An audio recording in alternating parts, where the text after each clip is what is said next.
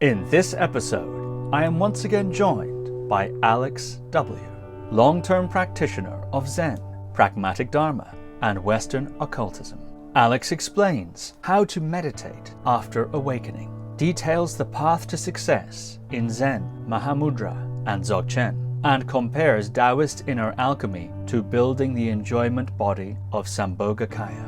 Alex reflects on the biases of the Buddhist tradition, summarizes the phases of his own meditation development, and differentiates constructive and deconstructive modes of practice. Alex reveals the purpose of the 6 Yogas of Naropa, warns about the dangers of advanced meditation techniques, and considers whether greater political engagement is a result of spiritual maturity. So without further ado, Alex W. Alex W., welcome back to the podcast. Good evening, Steve. It's wonderful to see you again here. Yeah, thank you. I'm so delighted you're back. And last time we opened the episode with my sort of reminiscing, I suppose, about all the instances that I'd tried to coax you onto the podcast. We've had a private correspondence for some time. And I often said to you, Alex, come to the podcast. And you said, no, I'm a hidden master. Actually, you didn't say you're a hidden master, really. No. But then eventually, and you talked about why that is, you felt it was the right time to be interviewed. So I'm so pleased about that. And now you're back. So the first question I wanted to ask you was, now that that's come out, and that was somewhat at the urging of contact you'd had with the dark goddess Hecate. That was somewhat the urging behind the impetus, if you want, behind your being interviewed at all. You're agreeing to my invitation. I'm curious, now that it's come out, has there been any repercussions or feedback from corporeal or incorporeal sources? That's an interesting question. The goddess you mentioned was happy about it. That's what I can say. But I can't say more details about that. But anyway, that was a good, something she appreciated. I don't know exactly why, but I think she was considering that I've been, she's a kind of goddess of the underworld. So she was saying I've been for too long in the underworld, sort of in the dark side of hidden from sight, and it was a time in spring to come out and start to be more active, to be more present, to interact more with people. Yeah. And I was surprised by the reaction of people. There were some very nice comments. Thank you all. And I was surprised because I'm somebody completely unknown for most people, and so it's always good, and I appreciate the fact that many people found it interesting. Yeah. And is there a sense of further promptings, sometimes following an intuition or a hunch? Once the task has been completed, there might be a sense of the next thing. Is there a sense of that? Do you have you've talked about being more present, being more available, and so on. Is there a thought as to what you're going to be doing next? Not exactly, but I start to really structure what I want to do as far as personal practice, and as far as a kind of, at a certain age, you start to, most of your life is somehow behind. And you start to think about what's next. So my concern is more about younger people, and about preparing myself for what will come next after this life. So in a way, it's a concern about leaving something for people in some way. I don't know what form it will take, but I'm very interested actually by the younger generations. I feel that I'm just amazed by many people in their 20s that have some genuine thirsts to go into deep spiritual exploration. It's much more mainstream now than it was when I was their age, of course. and they are extremely, some of them have amazing like psychic abilities and capacities. But what's difficult for them, I think, is that unlike back then, where information was very scarce and one had to like order books far away or find people on the other side of the world, for them, there's too much information in a way. So the problem is more to sort things out and to see, okay, what is important, what is not, is that true, is that untrue, how does it work, what comes first, these kind of things. So and the other thing is that there's a need for structure, because I think that for people who've been raised with computers and are used to interact on or play in video games, different characters, or interact on social media with different identities or something, they already belong to this kind of liminal space where nothing is clear and you can become whatever you want, this kind of thing, which actually is actually what happens as the result of practices such as chaos magic, but for many of these people, that has been their way of life through the environment in which they grew up, and which may explain actually why they are so good at perceiving things beyond the physical senses, but explains also why some of them are facing sometimes difficulties to integrate their personality or to define their real identity somehow. So I'm more interested by the structure and less by the deconstruction side of spirituality. I don't know if it makes sense, but I will explain further maybe later. Yeah. Yeah, well, I mean, I'm curious about that now. If it seems interesting, what do you mean by structure? Okay, so a lot of practices are aimed at deconstructing the self and abiding as non-dual awareness, or whatever it's called. But there's a sense of as if the purpose is just to fade or merge with the formless, and this is seen as the ultimate goal and purpose of spirituality. Now, the problem with that is that for some people who are already in search of structure and identity, that becomes a bit of a problem. People need structure first before deconstructing. That's the first thing. And then it depends also where we want to go. The thing is that Buddhism, the way I understand it, the early Buddhism, is concerned about completely leaving the world of birth and death, the cycle of the samsara. And in order to reach that, there is this process of total deconstruction, and then of putting an end to the craving for being and for ceasing to be, to go in sort of in between and find a way to completely escape the process that would make them reincarnate normally. Okay, that's a very noble and challenging goal. I don't know how many can really reach that state, but that's not for everyone. First of all, that's not for everyone, and it also stems, in my opinion, from the belief inherited by the Indian yogic tradition that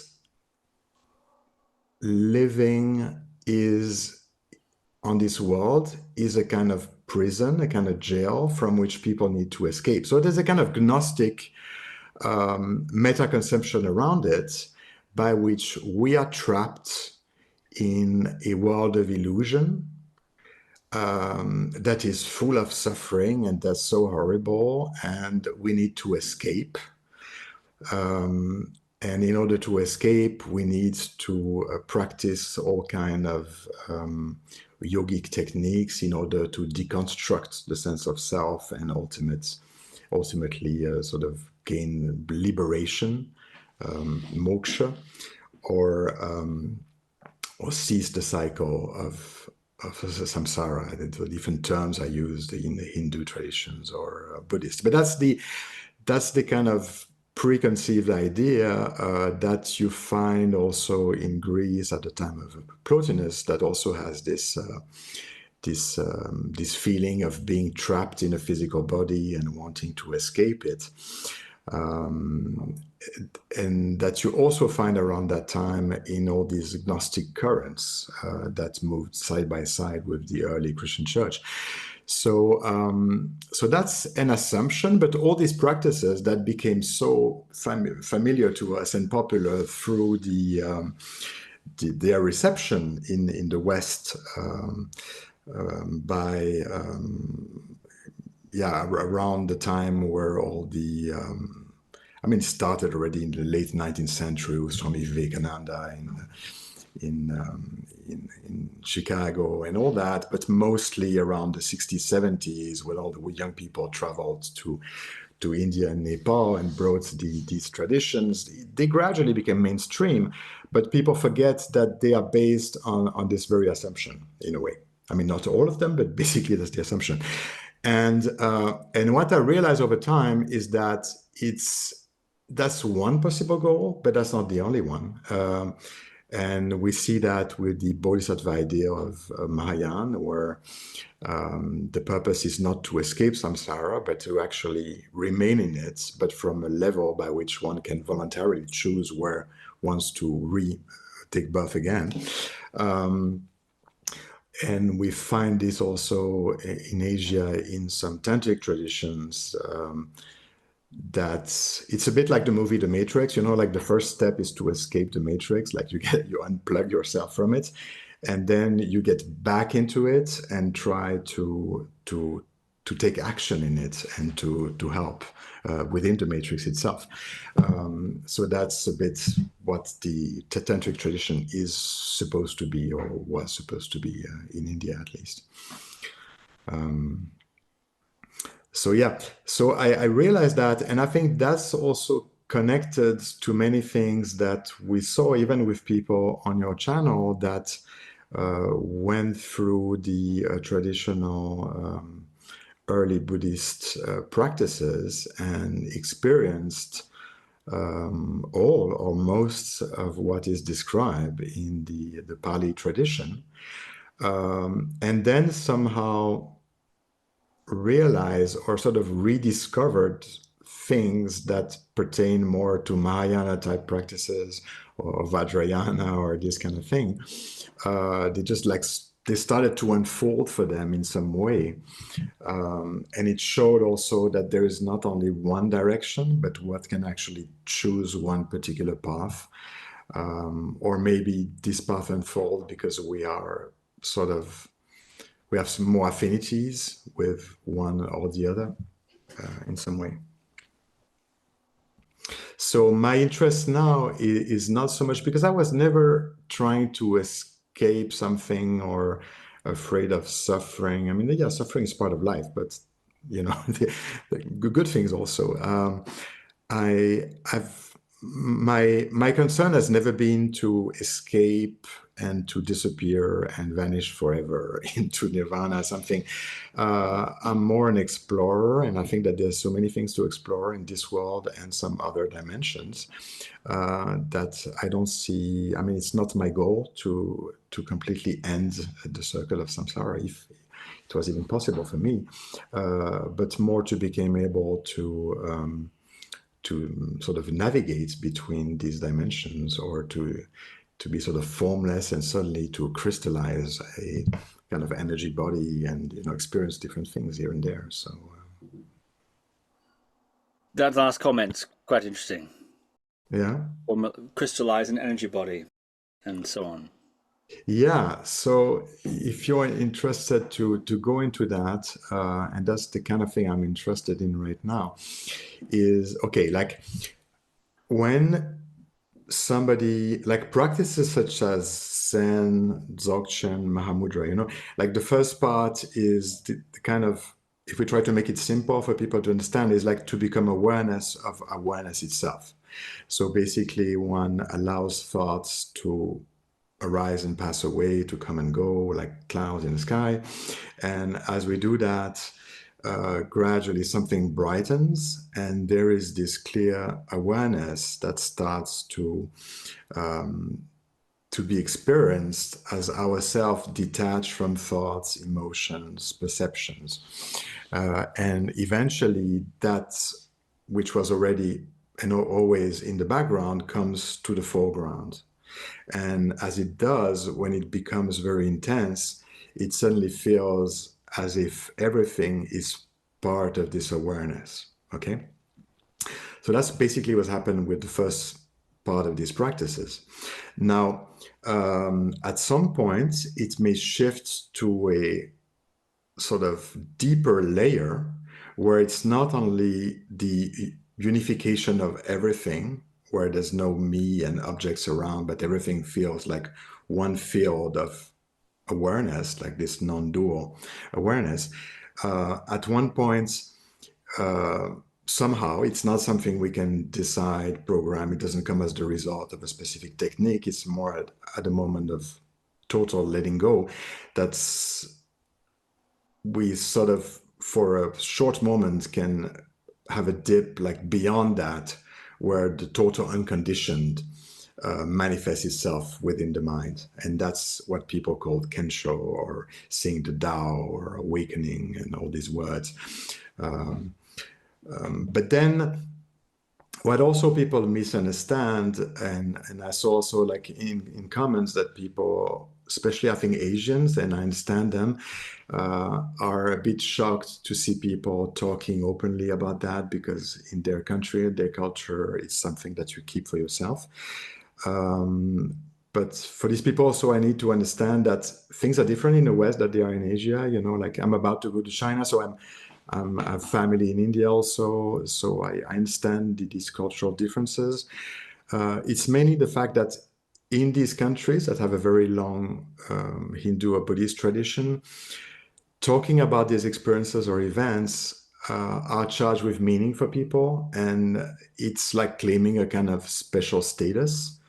But I can tell them that in the West, no one cares at all. So actually, people, it's more like we like to be able to share about this, because we want to understand if it really works and how it works, and to make sense to it beyond maybe the kind of dogma of traditions. So that's like for explorers like me, but it's nothing about like boasting of a special status. Why? Because also what we discover there is what we have always been and what everyone is. So there's nothing actually so special about it. It's just that we were not aware of it until it becomes manifest. But then it doesn't make people better.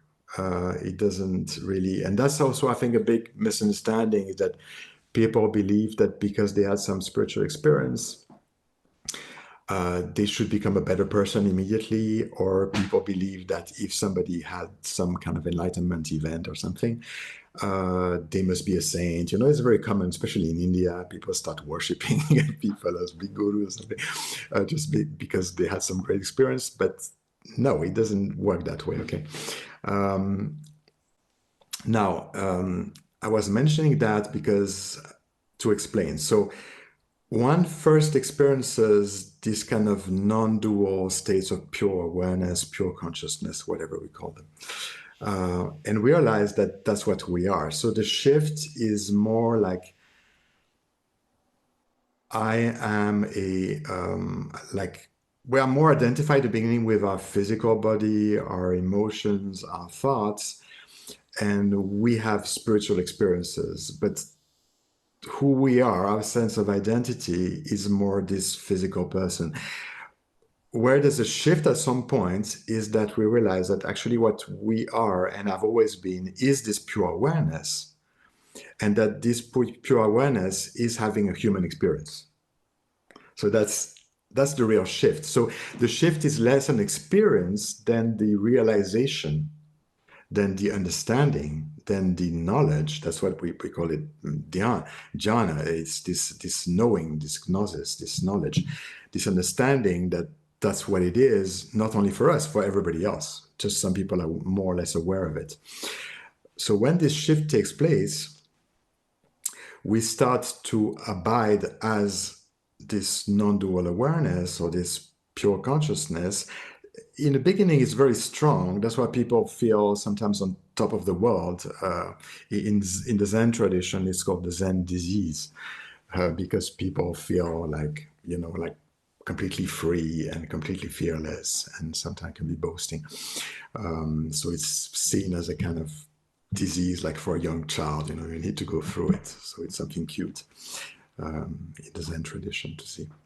And what happens then is that reality comes back, sometimes in a harsh way, like people are faced with big challenges, difficulties, and that make them realize that they're just a normal human being like everybody else, and that's often challenging, but that's a necessary stage, because there's a re-embodiment, first of all.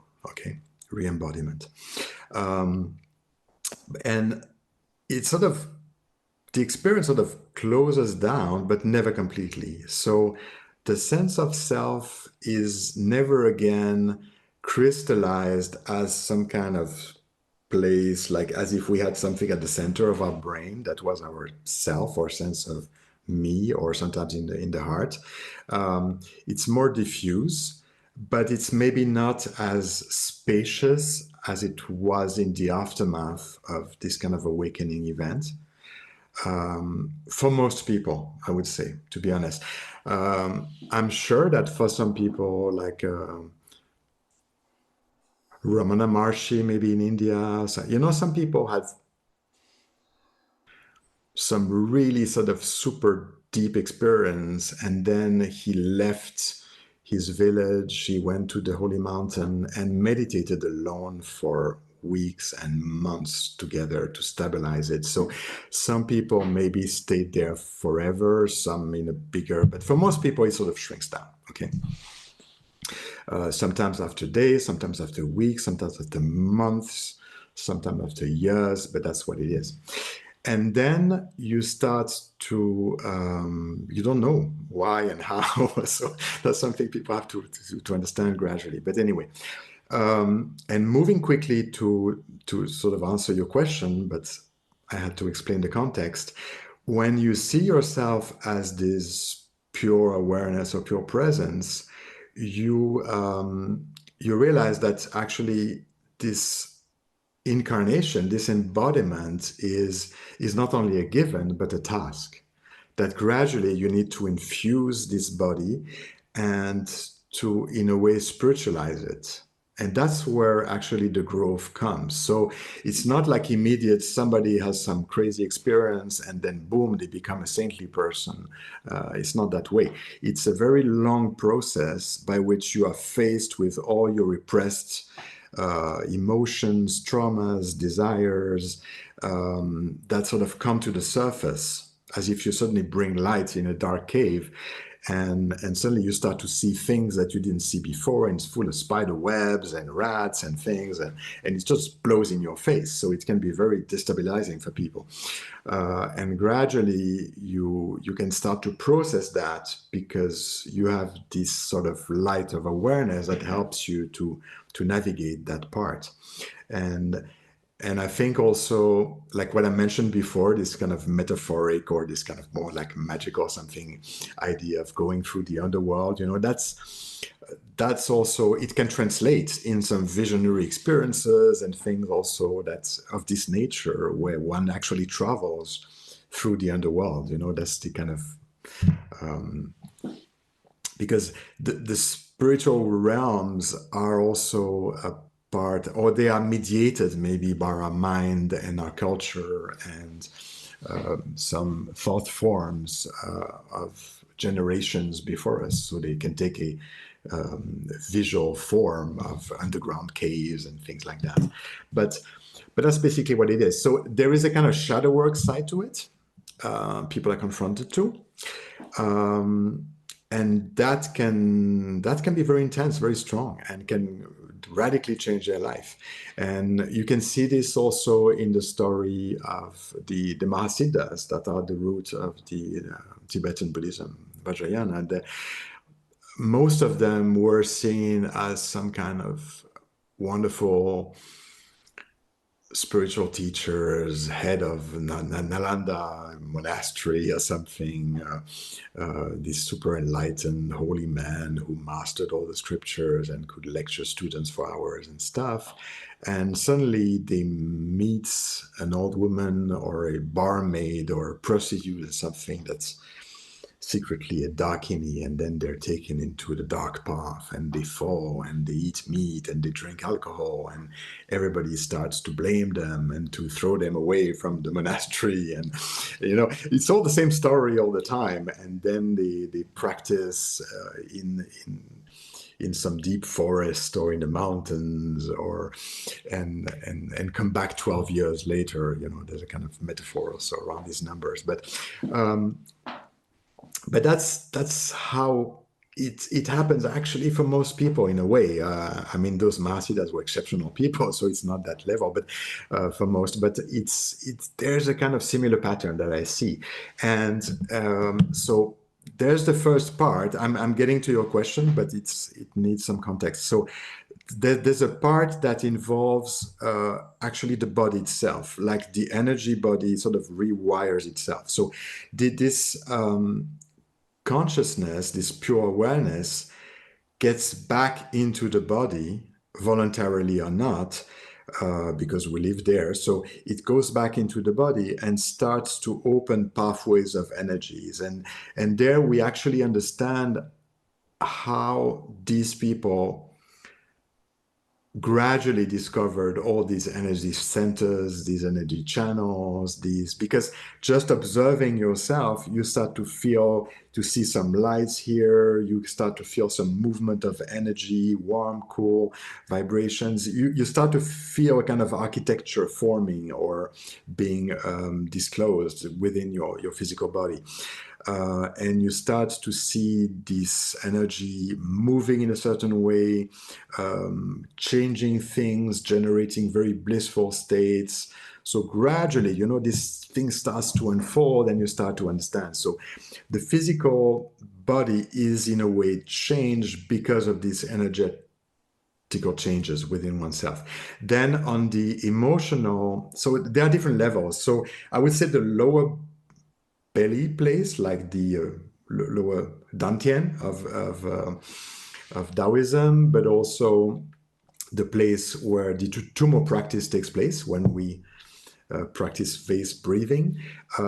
That's the place, it's like a cluster of energy where all the channels are connected to it. So when we bring awareness to this place, things starts to move, like energy starts to rise along the spine and open channels and stuff. Then when it goes more at the center of the body, there's a kind of axis to the heart center. That's where we experience all these emotions, like the kind of stuff I talked before, all these repressed traumas, emotions, desires and stuff. Things starts to come from that place. And then when it reaches or it's moved towards the center of the headspace, that's where we were in the beginning, because most of these meditation practices are actually at that level here. But there we can start also, if we close our eyes during meditation, to see a light that forms. That's pretty much like what people describe in the practice of jhanas, for the real, like hard jhanas, where access concentration is reached by seeing a light taking form at the like third eye, and gradually becoming more and more sharp and bright and stable. So that's something we experience, and that's also the thing that is experienced like in Dzogchen. After lecture, there's Tögal, and one is asked to like observe the empty sky, but it can actually even work in front of a white blank wall. Is that we start to see actually dots of lights, like 1 and then 2 or 3. It can make like a kind of like a necklace of pearls, or sometimes takes the form of the like a mandala with 1 at the center, 1 up, down, and on the sides, and it can unfold like that.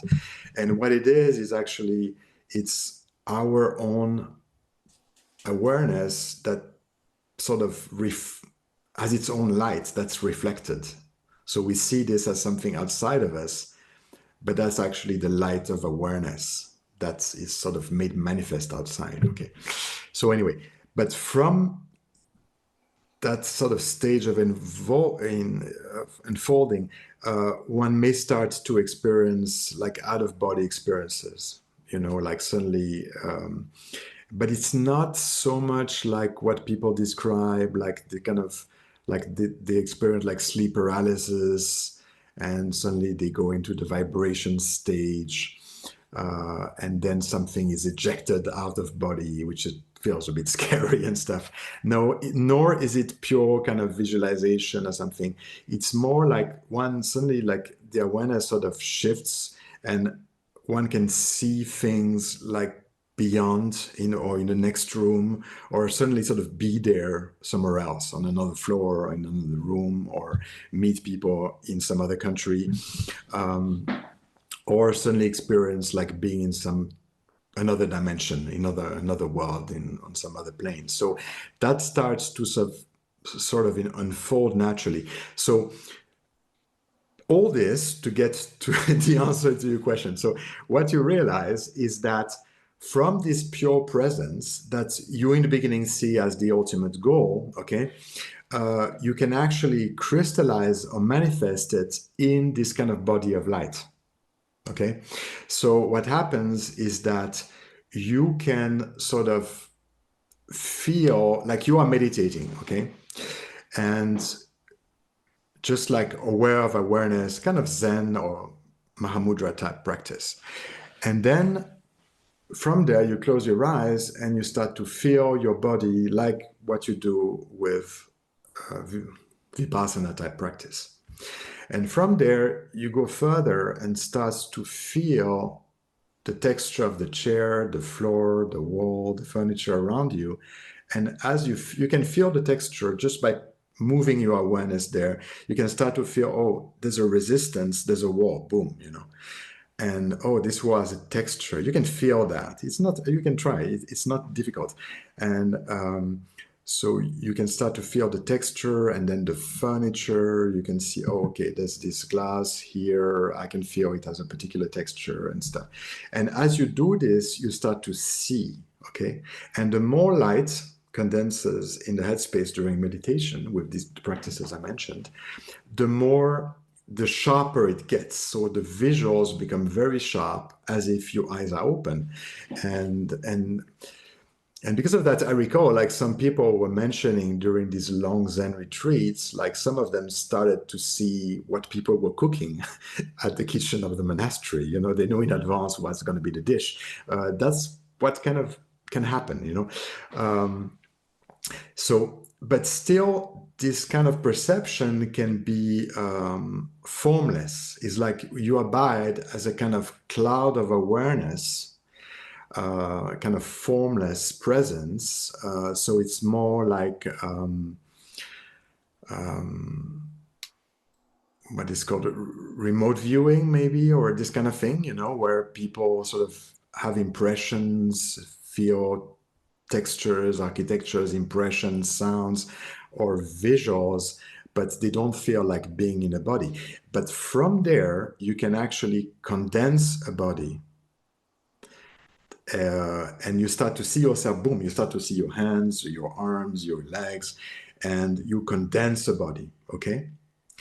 And when you do that, everything becomes more solid, and instead of hovering and moving about, like floating like a cloud, you start to feel anchored on the ground, and you can walk. And if you walk up the stairs, you can feel the stairs, and everything becomes very solid, very, very real, like a physical experience. All right. And then you can, so when you play with that, you realize that you can do both. You can actually dissolve into pure awareness, and you can crystallize a body. Okay.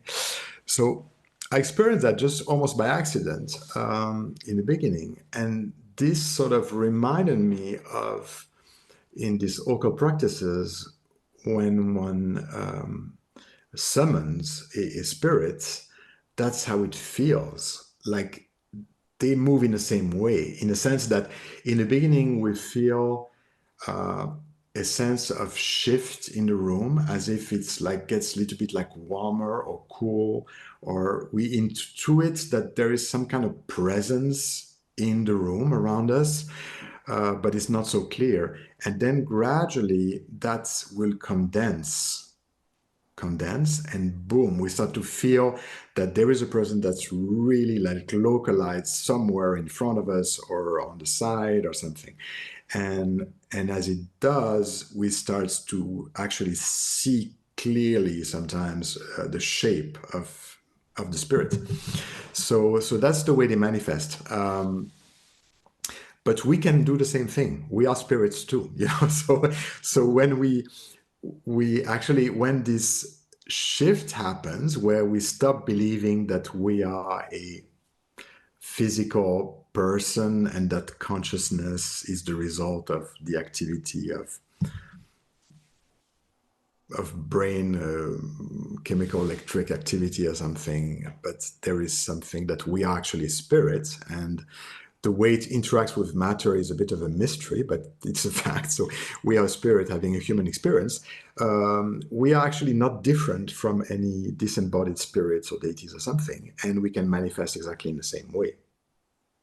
So that's what I meant by crystallizing, you know, and that's what I'm exploring these days, is how to exist on different levels at the same time, and how to integrate all this. And that actually follows the Mahayana, you know, they at least in Zen, they say that the experience of awakening, call it like Satori or whatever, is the insight of the Dharmakāya, you know, the body of truth of the Buddha. So that's the unmanifest, unconditioned. And that's what we and all sentient beings are at the core.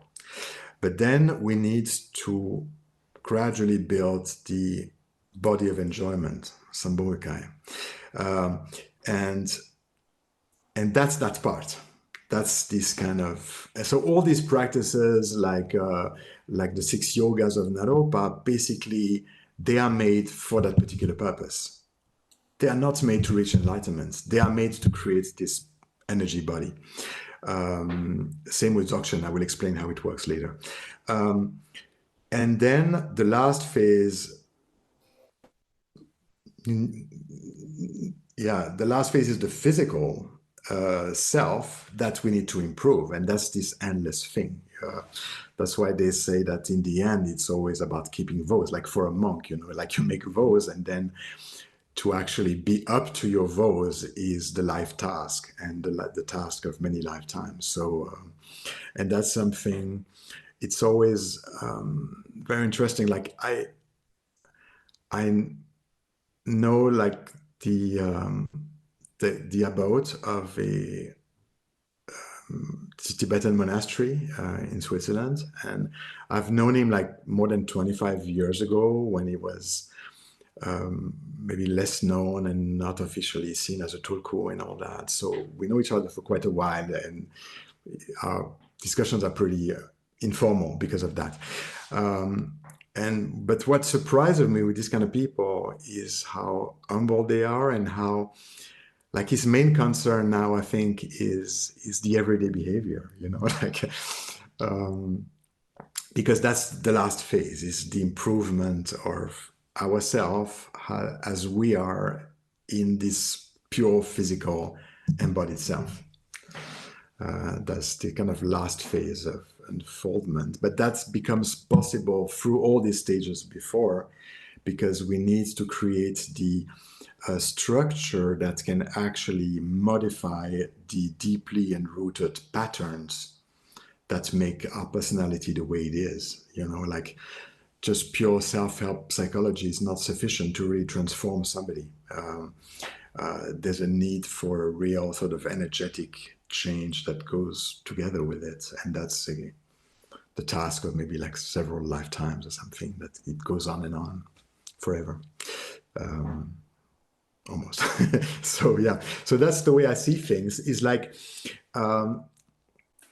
it's not only, if I sort of summarize, I repeat myself, but I think it's a way to, because sometimes I go on a tangent, and it's like there are different goals. It's like the first one in my case was like to sort of dissolve into non-dual awareness, and then it became more to sort of build this energy body and like within myself, and then to be able to sort of project it, to manifest it outside.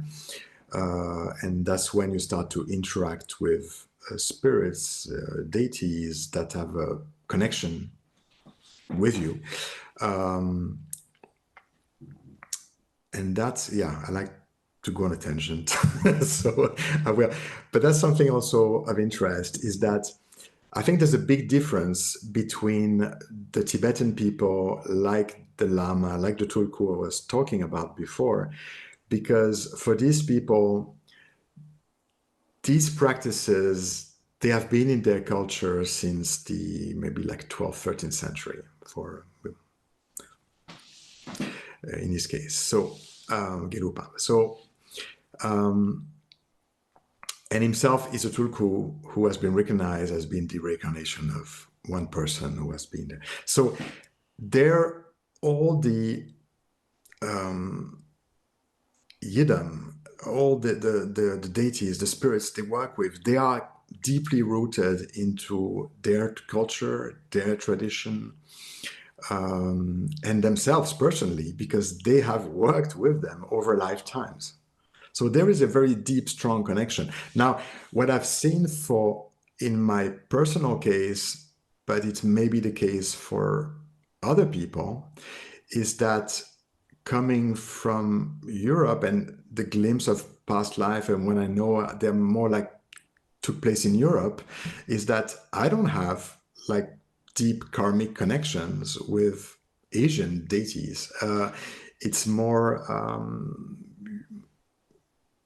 like, like more connected to like Greek or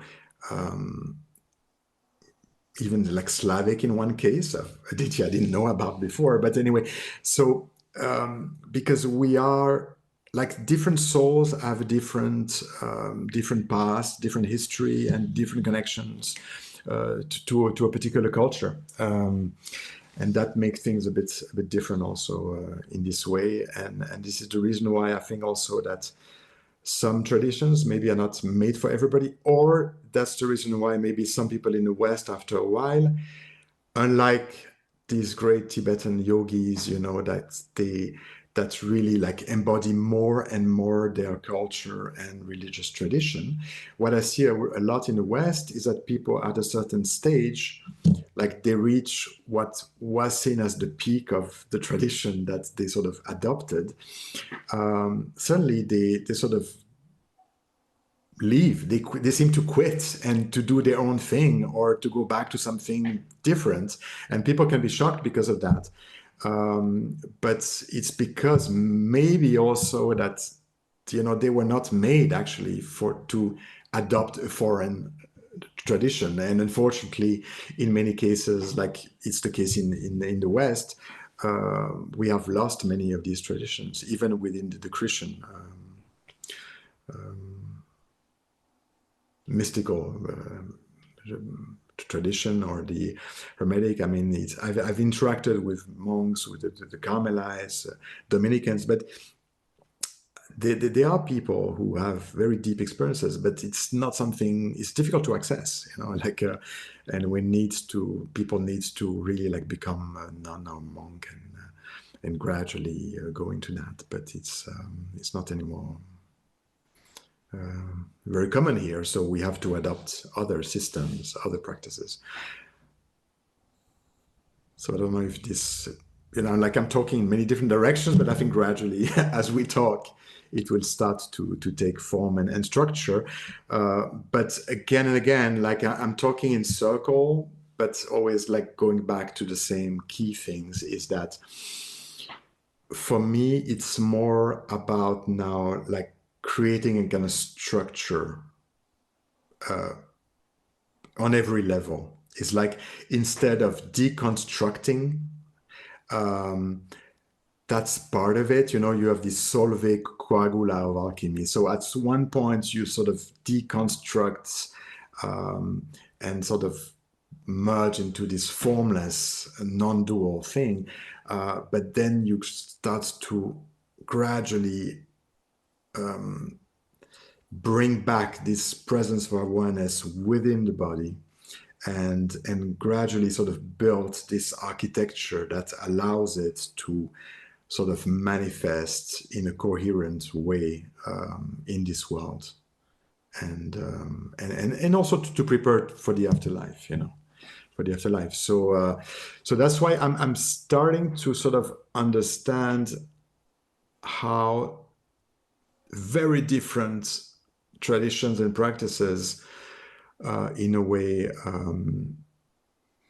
reach the same goal in this respect at some point. Like between Taoist Inner Alchemy, Neda, it works in a certain way, is that this kind of non-dual awareness that was felt more like around the headspace, that people develop with practices such as like Zen, Mahāmudrā, or Dzogchen in beginning, that have the equivalent in the Taoist tradition. Gradually, so after a point, you sort of bring it back 4 fingers below the navel inside the body, and you build this Tantien, this field of energy. And from there, you gradually build this architecture that connects the lower, middle, and upper field. And this creates a central, that opens the central channel within the body.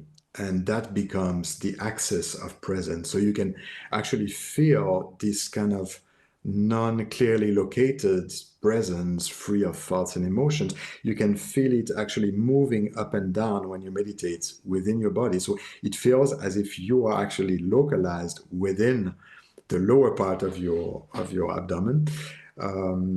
You just exist there, and then you sort of rise up to the chest part, and you can feel the emotions and this awareness sort of expanding around that heart space, and then it goes up to the head space, and then you can sort of move outside the body. So, but there is this kind of axis, and around this axis, everything gets structures, and gradually we can start to work on all our sort of repressed desires, emotion, all the kind of inner child trauma and all these things, because there's a structure that can hold it. In the same way, all kind of spiritual like practices connected to energy or something has a kind of, they can hold energy, and I think that the big danger with a lot of these energy practices is that they are not made to be used in the beginning. And I think that there's a lot, I mean, that's personal. So, I mean, everything I say should be clear. It's just like my personal opinion right now. Maybe like in 6 months or 2 years or 10 years, I will change completely. But that's the conclusion to which I came right now, is that, and it's exactly the way Tibetan Buddhism normally works, is that in the beginning, people should only do like shamatha practice, concentration, and the kind of vipassana side of gradually deconstructing, you know, like where is the sense of I? Is it in the body? Is it in the mind? Or this kind of thing. And through these practices, or the equivalent in the Theravada, which is the jhana and then the vipassana, we get to this pure awareness thing. And only after that come all these energy practices connected to like the 6 yogas of Naropa. Only after that, because they don't make sense before, and they are actually dangerous before, because it's the thing is that when this pure awareness or this state of presence, but even a book like The Power of Now of Eckhart Tolle, if people actually follow, you know, I'm this kind of snobbish guy. I was talking with Kenneth Folk about this, you know. He was telling me, okay, this book, like everybody read, was this kind of New York bestseller thing.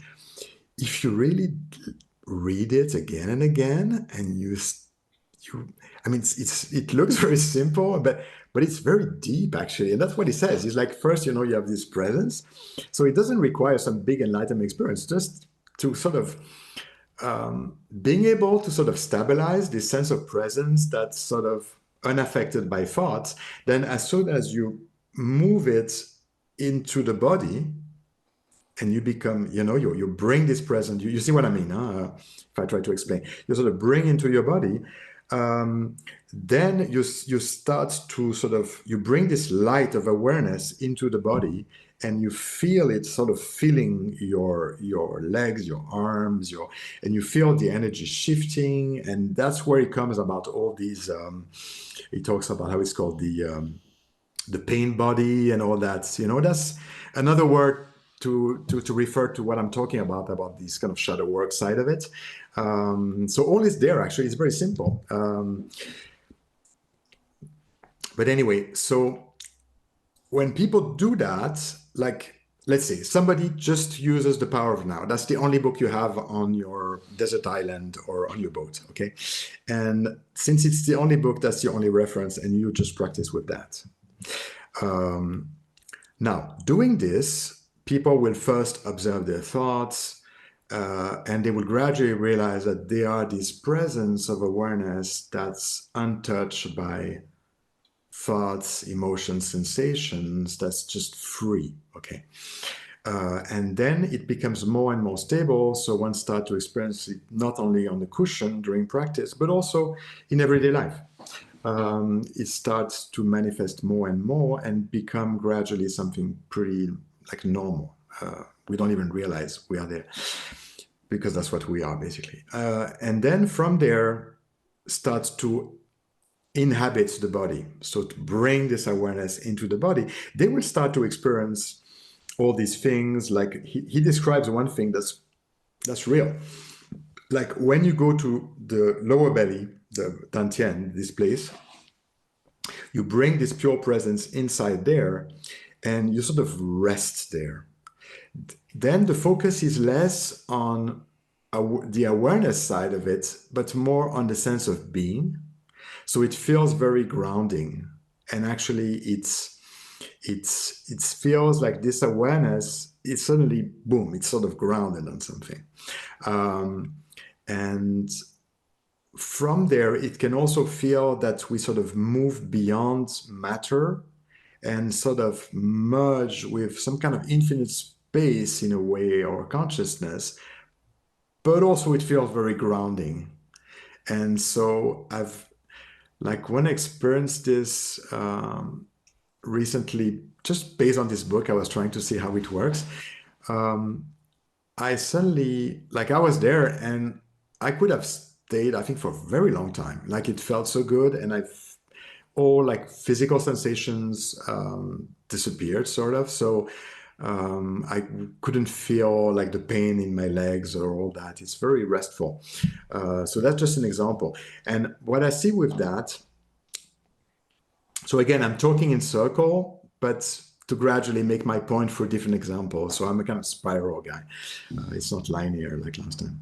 So what I realized also is that why people, when they experience some awakening, they have this great, wonderful experience. They feel on top of the world. They get into this Zen sickness I was talking about.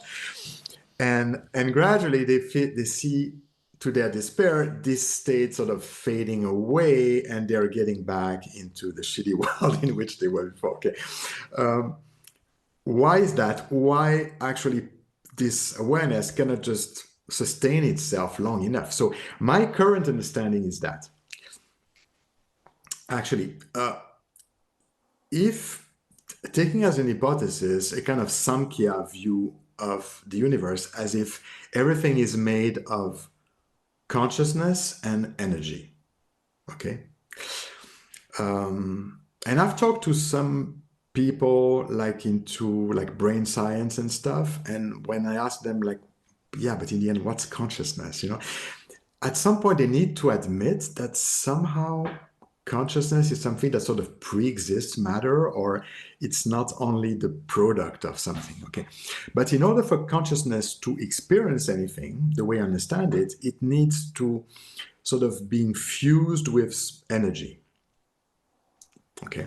We take this as an hypothesis. So, and that's why every sort of conscious being in the universe is actually a mix of consciousness and energy, okay? And in our case, as human beings, we are at the core consciousness and energy. That construct is what we call the soul. That's why I use this term a lot, because it's very useful. Buddhists don't like it because there's this idea that there's no soul. Yeah, there is no soul in the sense that the soul is a construct. So it's not something permanent that lasts forever and ever. It's something that was made at some point, and that's something that will dissolve at some point. But still, that can go on for thousands of years. It's a compound. It's a mix of different energies with consciousness, okay? That's the model I use. And somehow that soul gets connected to the physical body, and that's the process of incarnation. So there is some subtle energy inside the body. That's all our chakra system and all that, that somehow interacts with this soul, which is also made of energy. So they are like two types of energies that sort of magnetize each other, and it locks. Like the soul is somehow sort of locked into the physical body. I try to simplify things the way I understand them, okay? But when people experience this kind of non-dual awareness, it's in a way like pure consciousness steps back from this kind of, instead of being glued or self-hypnotized, because it's a process by which pure consciousness, it's as if playing a video game when it's super immersive. I never tried these virtual reality video games. I don't know if you did. Have you? Did you try? Not yet, no. Not yet, okay. So, but I did it for work, some kind of simulation to train a surgeon for heart surgery. They want to make them able to train with this virtual reality universe and into this virtual world. So I tried it for this particular purpose, and it's pretty amazing. So actually, that's how it happens for us, is that we are this pure awareness, this pure consciousness, but we are sort of directed in one way to experience the world as a physical being in a world of physical objects, through a process of identification with experiences, with with images, sounds, physical sensations and stuff. We sort of locked into this kind of universe that feels super solid and real. But we also see when we dream or wake up from a dream that actually a dream is pretty much the same thing. people who've experienced lucid dreaming, sometimes when you actively go back into a dream, it feels like a kind of flat vision, and suddenly we lock into it and boom, it feels solid. Or on the contrary, sometimes we wake up in the morning and it feels like absolutely real, and suddenly it starts to fade into a kind of two-dimensional vision, and then boom, we wake up into the physical world, you know. So it's the way we experience things. Now, the difference between a dream and the physical world is that the way consciousness gets absorbed into this sort of video game is more is, I think, connected to this, what I mentioned before, this kind of energy structure within the physical body that makes it sort of locked there. So when it's not dreaming or in deep sleep or in some altered state, it's actually locked into this sort of real life video game of our physical world, and we experience it this way. Yeah.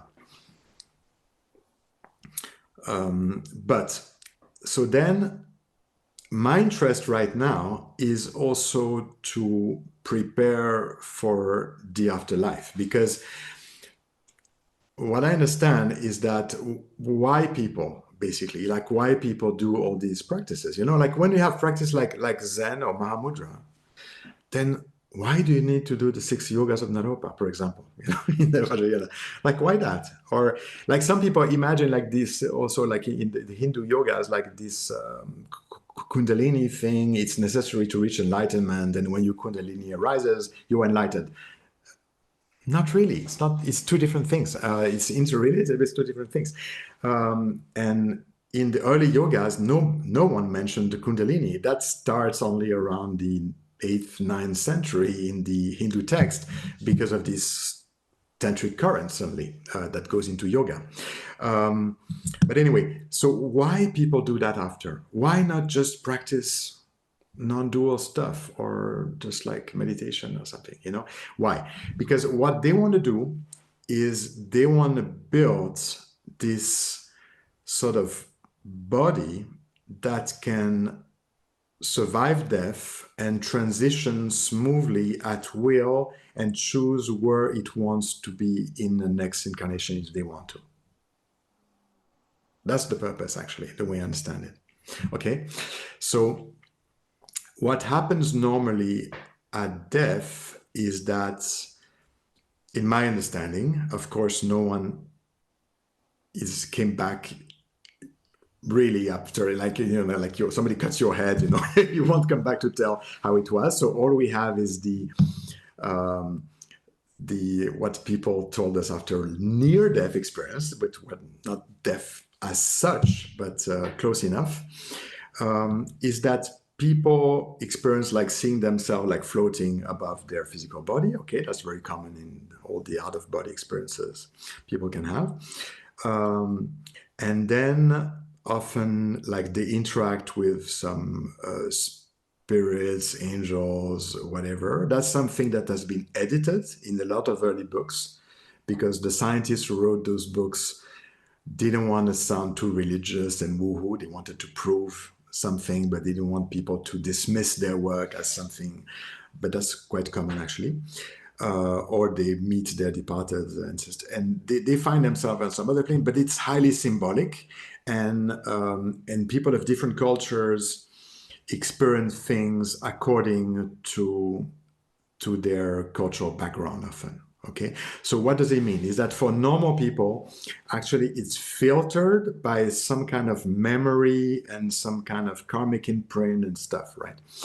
So, and then somehow consciousness at some point sort of dissolves because it can't maintain itself in such coherent form. So it sort of dissolves itself and then reforms eventually into some other incarnation, okay, or next birth. But there is no, like memory is erased, so that there's no real connection between one life and another. So that's why I think the Buddhist idea of one candle lighting another candle, but it's never the same candle, never the same flame, is in a way correct, because that's the way things normally happen. there's a dissolution, and only the memories and the thing remain. The consciousness dissolves and sort of but people before that experience some kind of, like, they see their life like at full speed, and they feel some kind of judgment or this kind of thing, but it's highly filtered by cultural things. Okay, so now the purpose of those practices connected to, like, the 6 Yogas of Naropa or Dzogchen or something, it's connected, actually, if you think about it, it's always focused on two things. Always focus on the central channel, this vertical axis at the center of the body. And people are said, or it's said that the purpose is to bring the winds, the vayus, the planet, inside the central channel, and to bring awareness within it. So all these Vajrayana tantric practices, the end, like this pure, like you, in the end, you dissolve everything and you bring awareness or presence or whatever within the central channel, often around the heart space. And then it's dissolved, and people experience the death process there. And when they really master that, you have this. I think it's on your channel. You had some people reporting on the study of these lamas, right? That's right. Exactly. So that's what happens, is that when they become able to actually inhabit before old age, they become able to inhabit the central channel through all these practices of the highest yoga tantras or the 6 Yogas of Naropa. Their awareness presence is able to move within the central channels, energy starts to go into and all that, and it solidifies. So there's a kind of crystallization of consciousness with these subtle energies. Okay, and that's also the whole purpose of the deity yoga, is that normally at some point, when everything is visualized in the beginning, because you create a kind of structure, like a mental thought form of the mandala and the deities, but eventually everything is dissolved and may re-emerge as the real deity is made of light. So they appear white, bright, and luminous, and this body of light that people experience in such cases, that re-emerges after dissolution, is, in my humble opinion, very similar to what the practitioners of Taoist Inner Alchemy experience. When they do the same thing, they bring their pure awareness within the lower Tantian, and then they rise along of course, there's all this Chi Mai thing moving before, but at the later stages, it moves, you build the elixir and all that, and then it rises to the center of the chest and to the head and all that. And they experience the same thing, is that they start to see like a pearl of bright light at the lower Tantian. Then it rises, that's the way I experience it. It rises to the chest, where it feels more like not something you observe, more like it's me, okay? You feel like being this kind of sphere of golden light around the chest. And that's pretty much like those Tibetan lamas or yogis describe. And at the moment of death, I think they just like shrink there and just abide there, so that the body sort of dies, but not completely. And when it rises to the headspace, it feels more like it takes the shape of a body, as if you are actually in a body made of pure golden light, inside your headspace, and you're experiencing and seeing things from there, But you gradually build, so this Taoist practice gradually, from a kind of small pearl, gradually built a body that can actually sort of take the shape of their physical body, or exit and go to some higher realms to interact with deities of the very complex Chinese heavens and all that, So that's one thing, but actually it's very similar. And we can see that even in China, I think that there was some early, but how to say, before the Tang Dynasty, basically in China, I don't see any traces of real inner alchemy practices. So my belief, and there are people like Nan Huaixin who say the same, they believe is that there was a mineral alchemy in the Taoist circles before that. But then the internal alchemy was actually, they borrowed elements from Tantric Buddhism. So there were some Vajrayana elements around during the Tang Dynasty. It was very popular in China during Tang Dynasty. It was a bit different than what came back during the Yuan later, more like Gelupa style with the Mongols and all that. So that sort of disappeared because the Buddhists were never really fond of that. We see this in Japan with Shingon, that kept this kind of early Chinese Tantric Buddhism. But a lot of that moved into these Taoist circles. So a lot of things connected to all these energy channel stuff, as well as these dual practices for some kind of tantric forms of dual cultivation. Okay, so yeah, and then one thing that puzzled me also, is how people experience the rainbow body and all that with Dzogchen. Because you know a bit about that, I guess. Yeah, you do. And basically, the first part of Dzogchen practice, is very similar to Mahāmudrā, basically, to the someday transmission of Dzogchen is basically Mahāmudrā. It's very similar. But then how from there people experience, allegedly, I've never seen it, but there have been some serious reports about it, some very advanced energetic stages that may even eventually lead to places where people are able to voluntarily leave their body at the time of death or before death, and to sort of dissolve the physical body into pure energy. Okay, how they do that? Because it's like you don't see like Zen is similar to Dzogchen, but how they can do that, and nobody can do that in Zen. So I was trying to understand, and my current understanding is that's related to these luminous visionary stages of Togal that actually do something similar to this kind of Taoist inner alchemy, but in a different way. It's a kind of Shenggong, where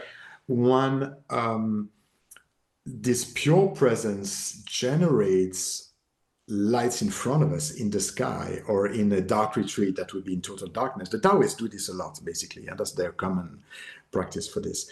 So can be like in a cave, dark retreat, and in complete darkness for days together, and gradually people start to see lights, and then they take shape.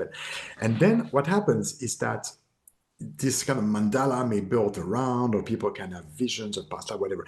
But then they sort of experience, like the visions, they're seen as something outside of you, but they are a kind of manifestation of Rigpa. They are the kind of projection of pure awareness outside. And people start to actually gradually experience themselves at the center, and to experience this body of life I was talking about as their body within these visionary experiences. And that's how it develops, in my opinion, in Dzogchen practice. And for those who before that, these all the kind of 6 yogas, because in the Nyingma tradition, they often do that, they do the whole thing. It can be very powerful. It can be very powerful. So yeah, like, so to go in circle, you understand why my current interest is to understand actually this axis, this connection between these sort of 3 main centers in the head, middle chest, and lower belly, and how consciousness and energy interacts there, and to see what it can generate, where it can lead. You've said that perhaps some of this post-awakening work was lost in certain traditions. Partly it might be a kind of the reason why advanced language courses sometimes get cut in universities is everyone signs up to Sanskrit 101, but who survives to Sanskrit 301? Only the most psychopathic of students, I think you'll find. And it's in other words, you have fewer people doing it, but also awakening. That first half, if you like, the result is liberation from suffering, and that seems like a good idea.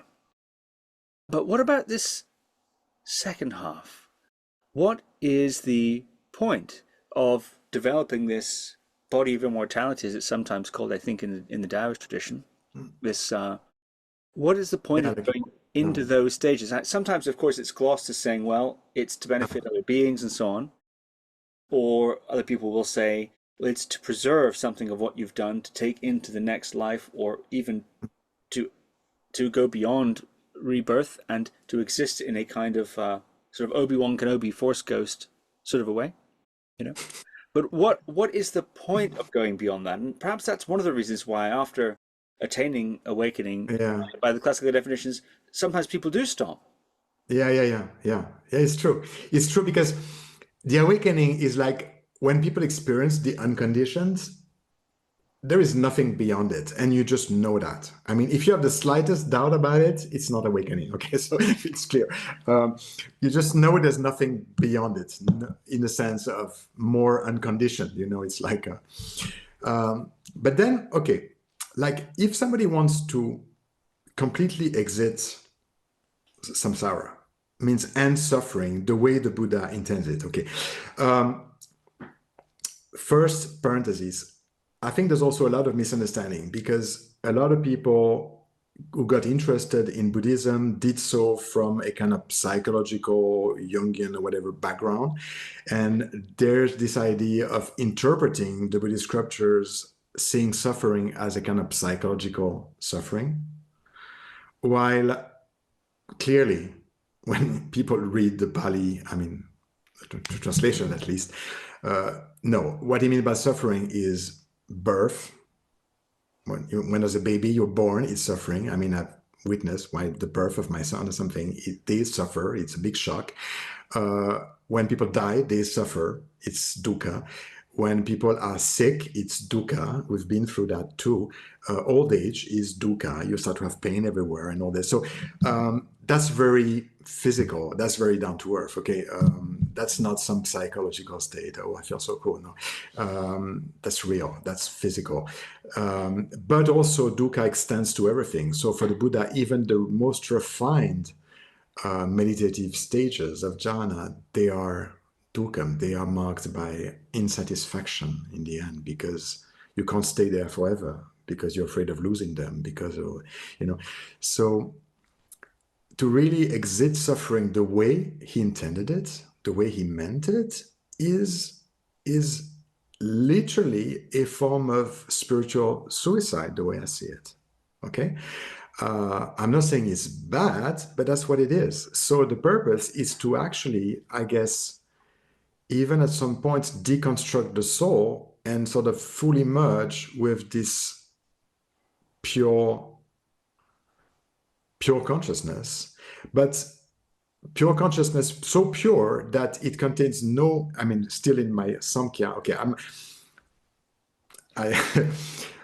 I mean, I'm not in front of scholars. Sometimes I discuss and argue with like professors of Buddhism and stuff. And one of my idea, I don't know if academically it's correct or not, but to say that early Buddhism actually gravitates around Samkhya as a metaphysical philosophy, and Abhidharma is basically a psychological commentary based on a model of Samkhya, and many things that people see as being typically Buddhist that you never find in Hinduism.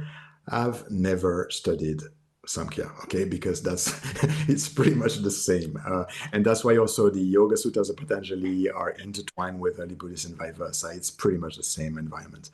However, the Buddhist teachings are not supposed to be metaphysical, so the Buddha never claims anything about the reality, the ontology, what is being, what is. No, he talks about the experiences, because that's what his concern is. Okay, but so anyway, so getting back to this kind of Samkhya model. Whatever we experience is a mix of consciousness and energy, but nirvana, the pure exit of samsara, the way I understand it, is just pure consciousness without any trace of energy, nature, practice. And therefore, it's a complete end. So that's why the question, when the Buddha is asked, but what happens after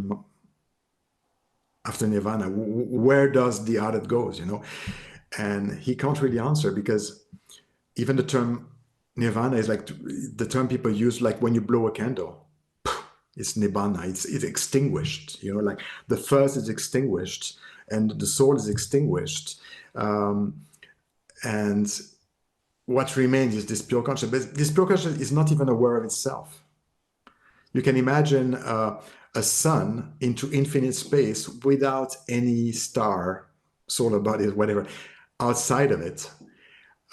It's not even aware of its own existence. So it's like the end of suffering, but the end of experience also, So that's the goal, the way I understand it. And that's great, that's noble, but that's not easy, I guess. I actually believe in the form model, the more like the classical view. I think that, like what people describe as fourth path, adulthood and all that recently, for me, it's like more like stream entry in a way.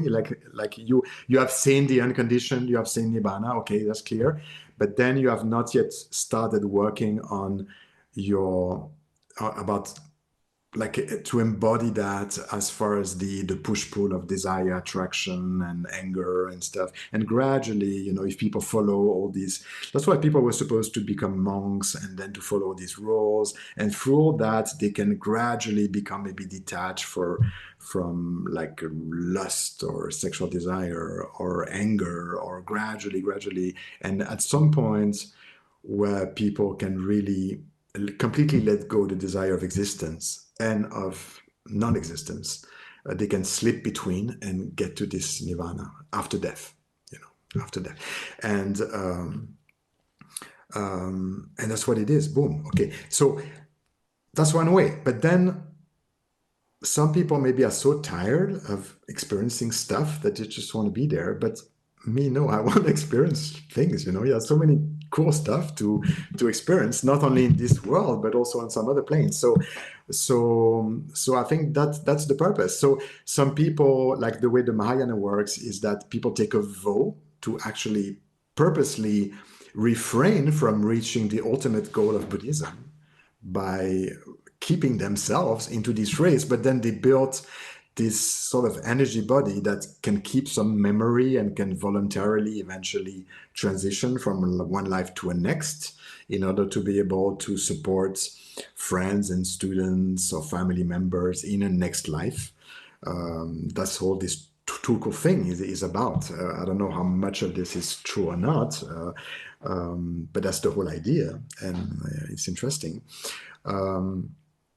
So their purpose is to be of service and to help other people be free of suffering by exiting the whole thing, or by releasing some degree of suffering around people through this process of reincarnating again and again. Okay. Some people can have some other motivation behind that. Like for the Chinese, I think, like for the Taoists, for example, it's more because normally in Taoism, there is no idea of rebirth, reincarnation, the way Buddhism placed it later.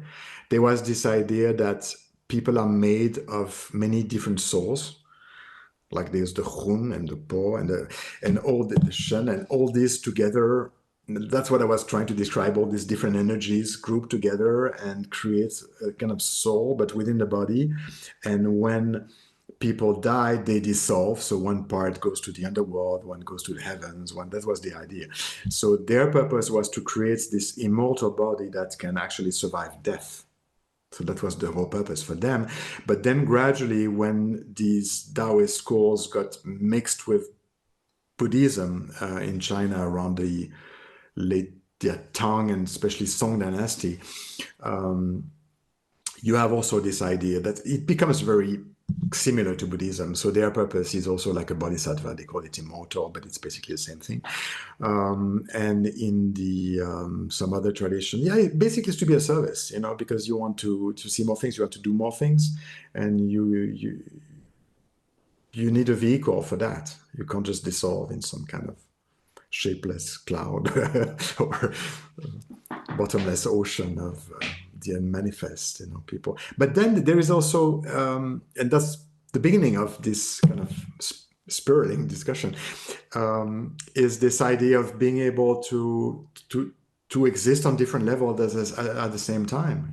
Like I was telling the other time about my meeting with Kenneth Folk, where he was staying upstate New York some years ago, around 2011 maybe or 12.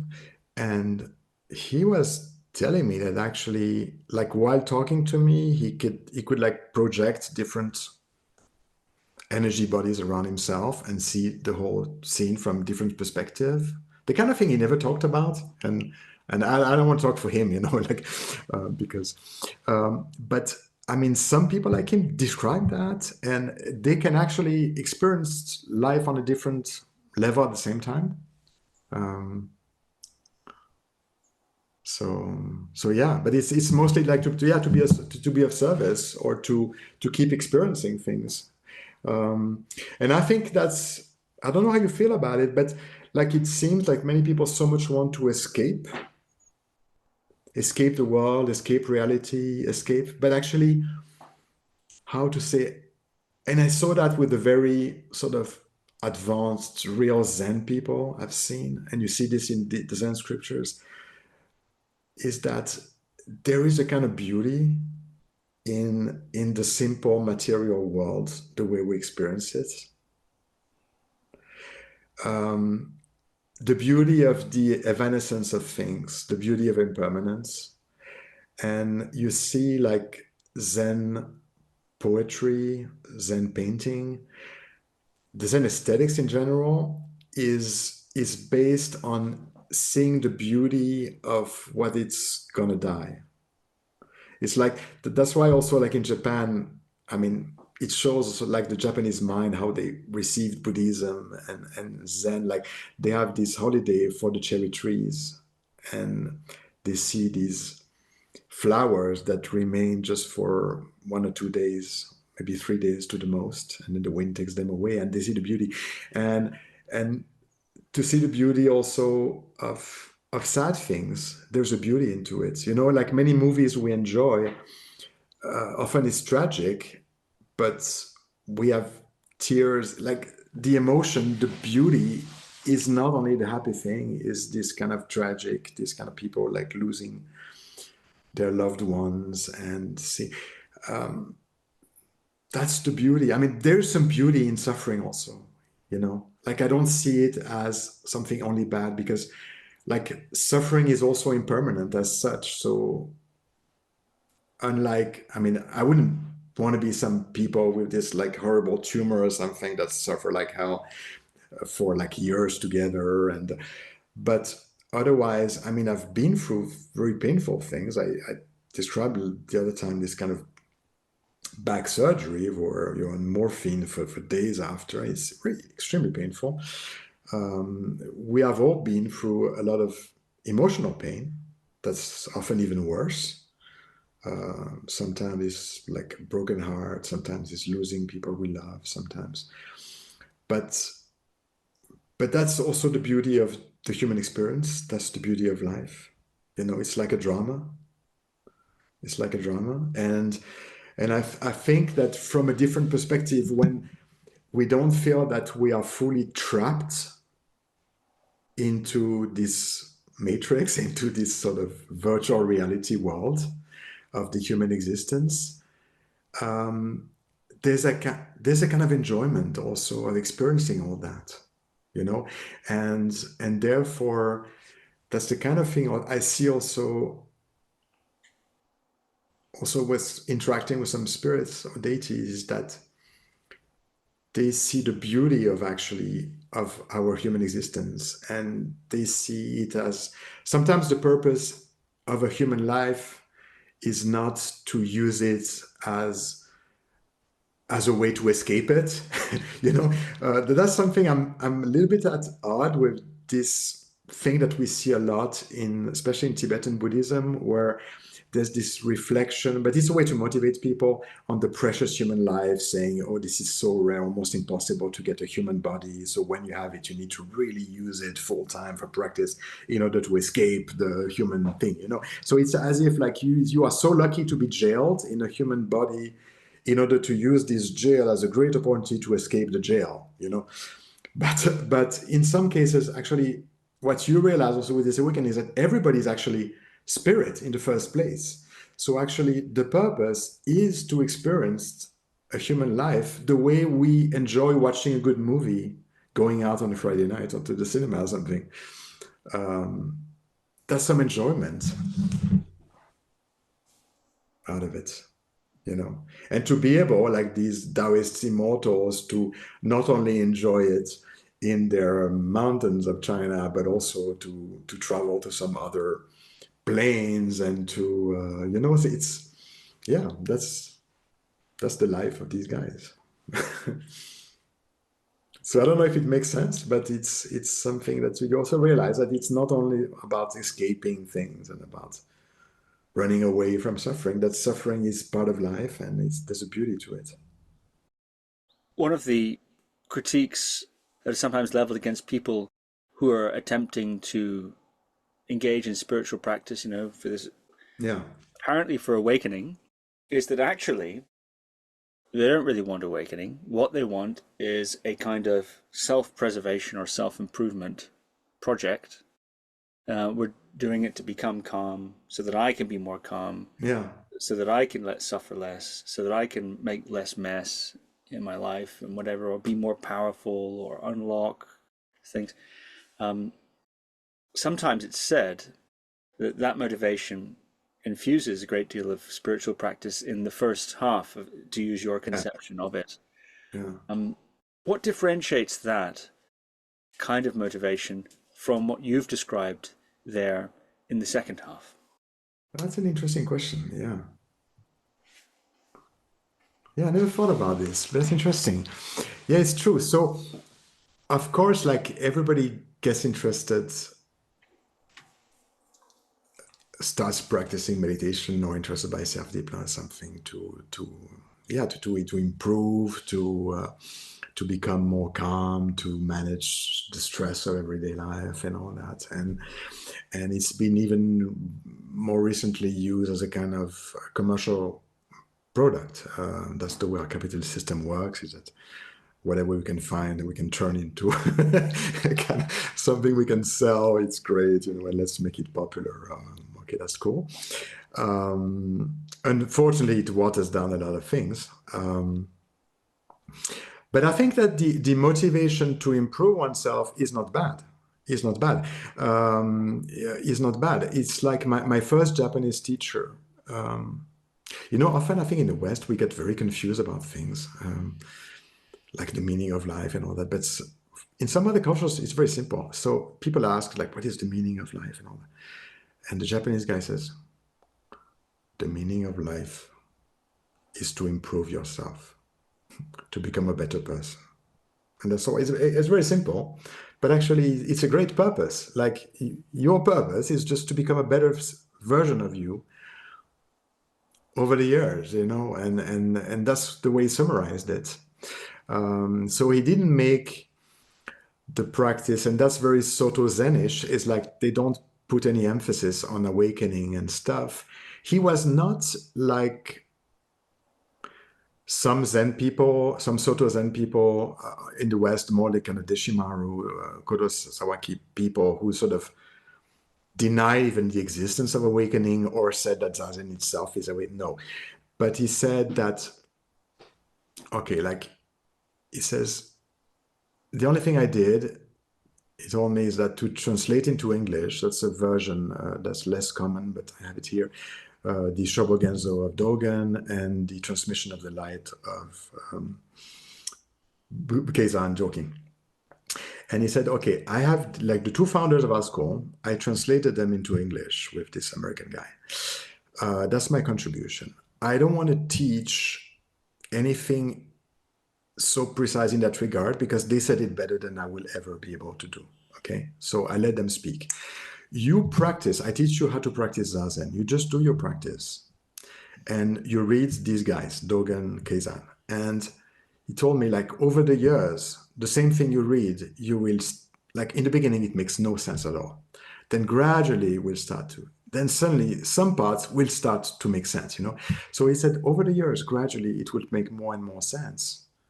And that's how you see actually the progress you're making, you know. And I like it. So he did not deny. He said, yeah, there will be some experiences, there will be some stuff, but in the end, it's just about improving ourselves, becoming a better person, you know.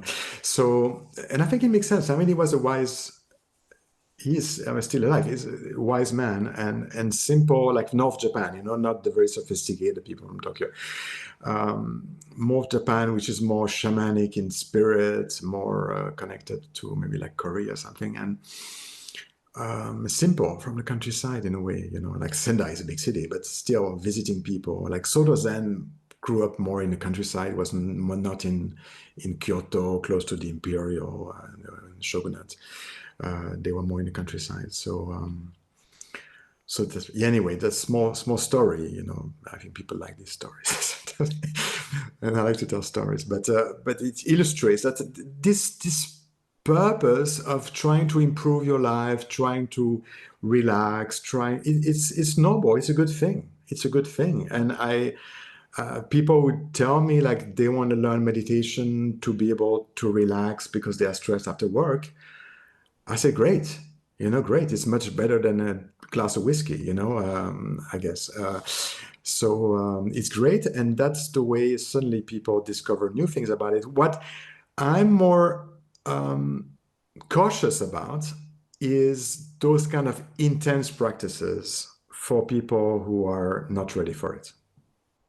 Like people promoting some intense retreats where people are completely isolated from the world, where they are not allowed to speak. And when they go through 10 hours of sitting practice, I find it very dangerous personally. And people, because you never know what can go wrong.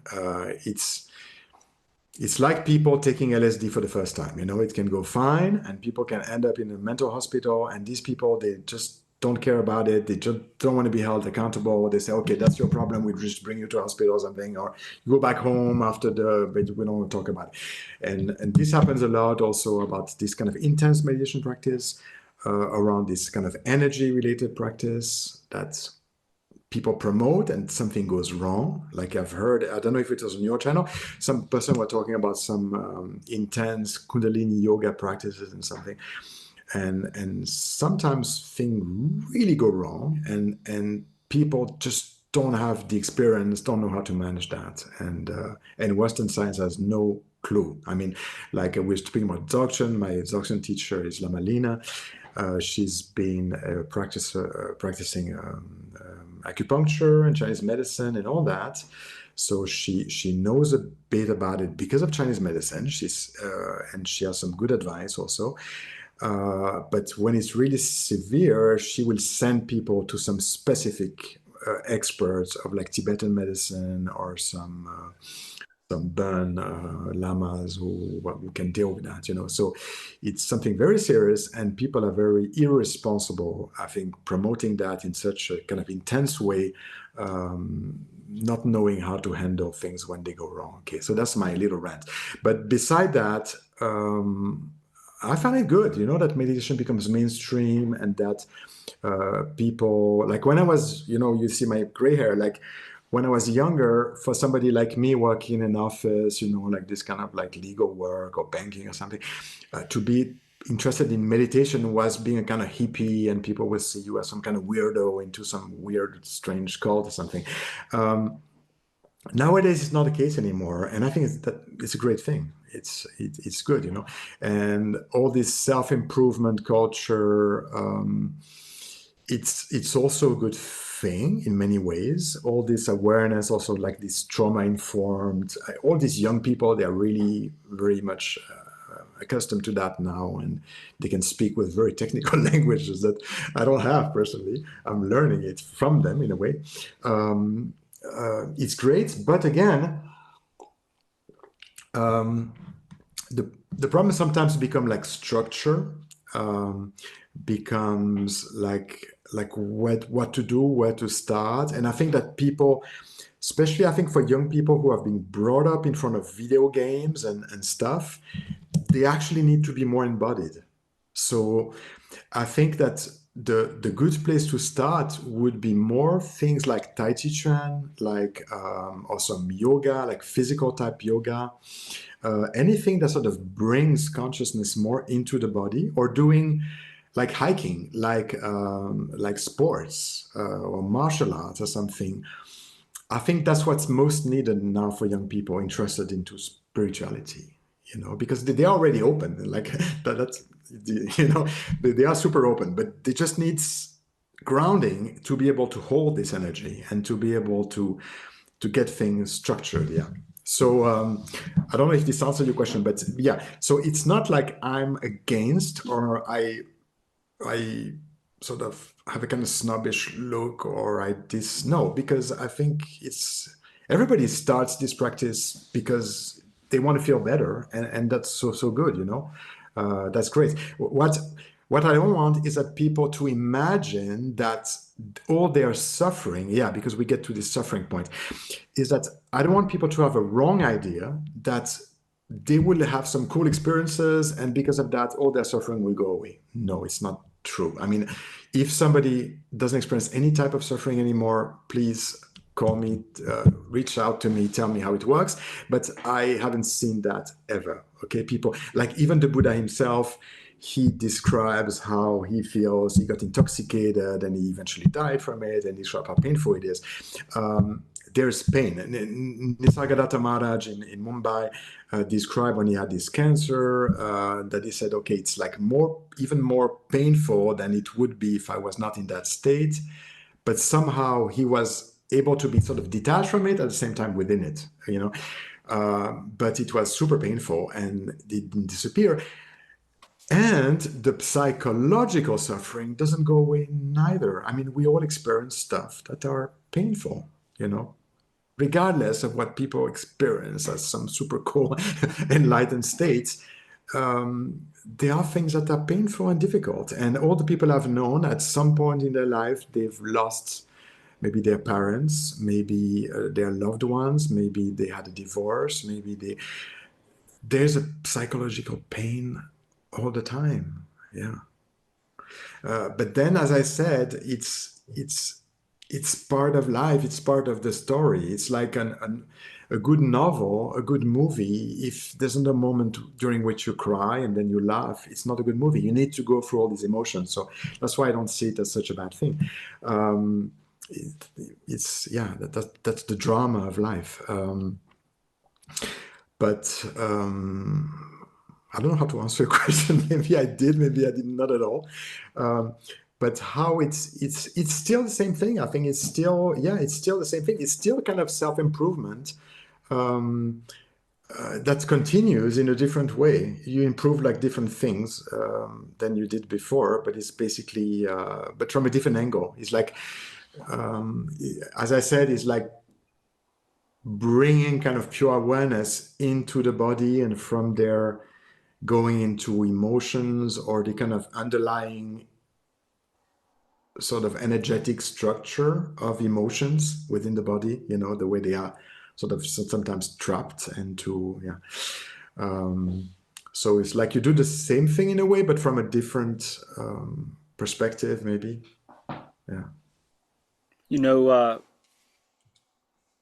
I know it's sometimes heretical, though not with you, to bring in Western thinkers to these kinds of discussions, but there's an 18th century Scottish economist and philosopher who was born in the same town that I was born in, by the way, Kirkcaldy Fife. Oh. Called Adam Smith, and he had this idea of enlightened self-interest. And I think that my suspicion is, perhaps personally, my little headcanon, is that it's self-interest all the way down, Yeah. but that it can become enlightened. In his case, what he meant by enlightened self-interest is this idea that it helps you to help others and to get on with each other, and there's a sort of sense in which people, if they're enlightened enough in the Western sense, will recognize that they're part of a Greater society and all that sort of stuff. And so, it's not just all about what you can get in the short term. You've got to think about.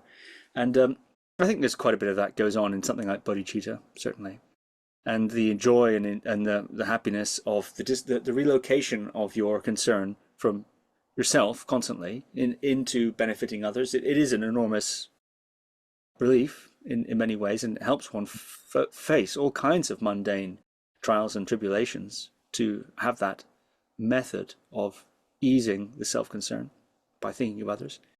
So that's one sense in which the self-interest can be enlightened. But then another sense in which the self-interest can be enlightened is when the understanding of the self, which you've been describing, itself changes and undergoes development in these sort of classical spiritual ways. And then the self-interest, the self that one is interested in, itself expands in some sense, or changes, or is modified. And so these two dimensions, at least, maybe, my suspicion is enlightened self-interest. I've never heard anyone describe the motivation for their spiritual practice or their ongoing spiritual service that could escape the definition of enlightened self-interest. It's a very interesting expression. I had read parts of his work for that's the basic of the capitalist economic, but I never met this expression before, and I found it very interesting. And I think it's great also because that gives us the opportunity to talk about the concept of ego that has become so important. How to say? That's been seen as like taken from basically from Freud, I guess. You know much more than me about psychology, but I think that the use of the term ego comes from Freud, basically, because as we know in Latin, ego is just I. When in Latin you say I, ego, so that's E, I, me. And for Freud, like nowadays, people use ego as a way to refer to like selfish interest, arrogance, right?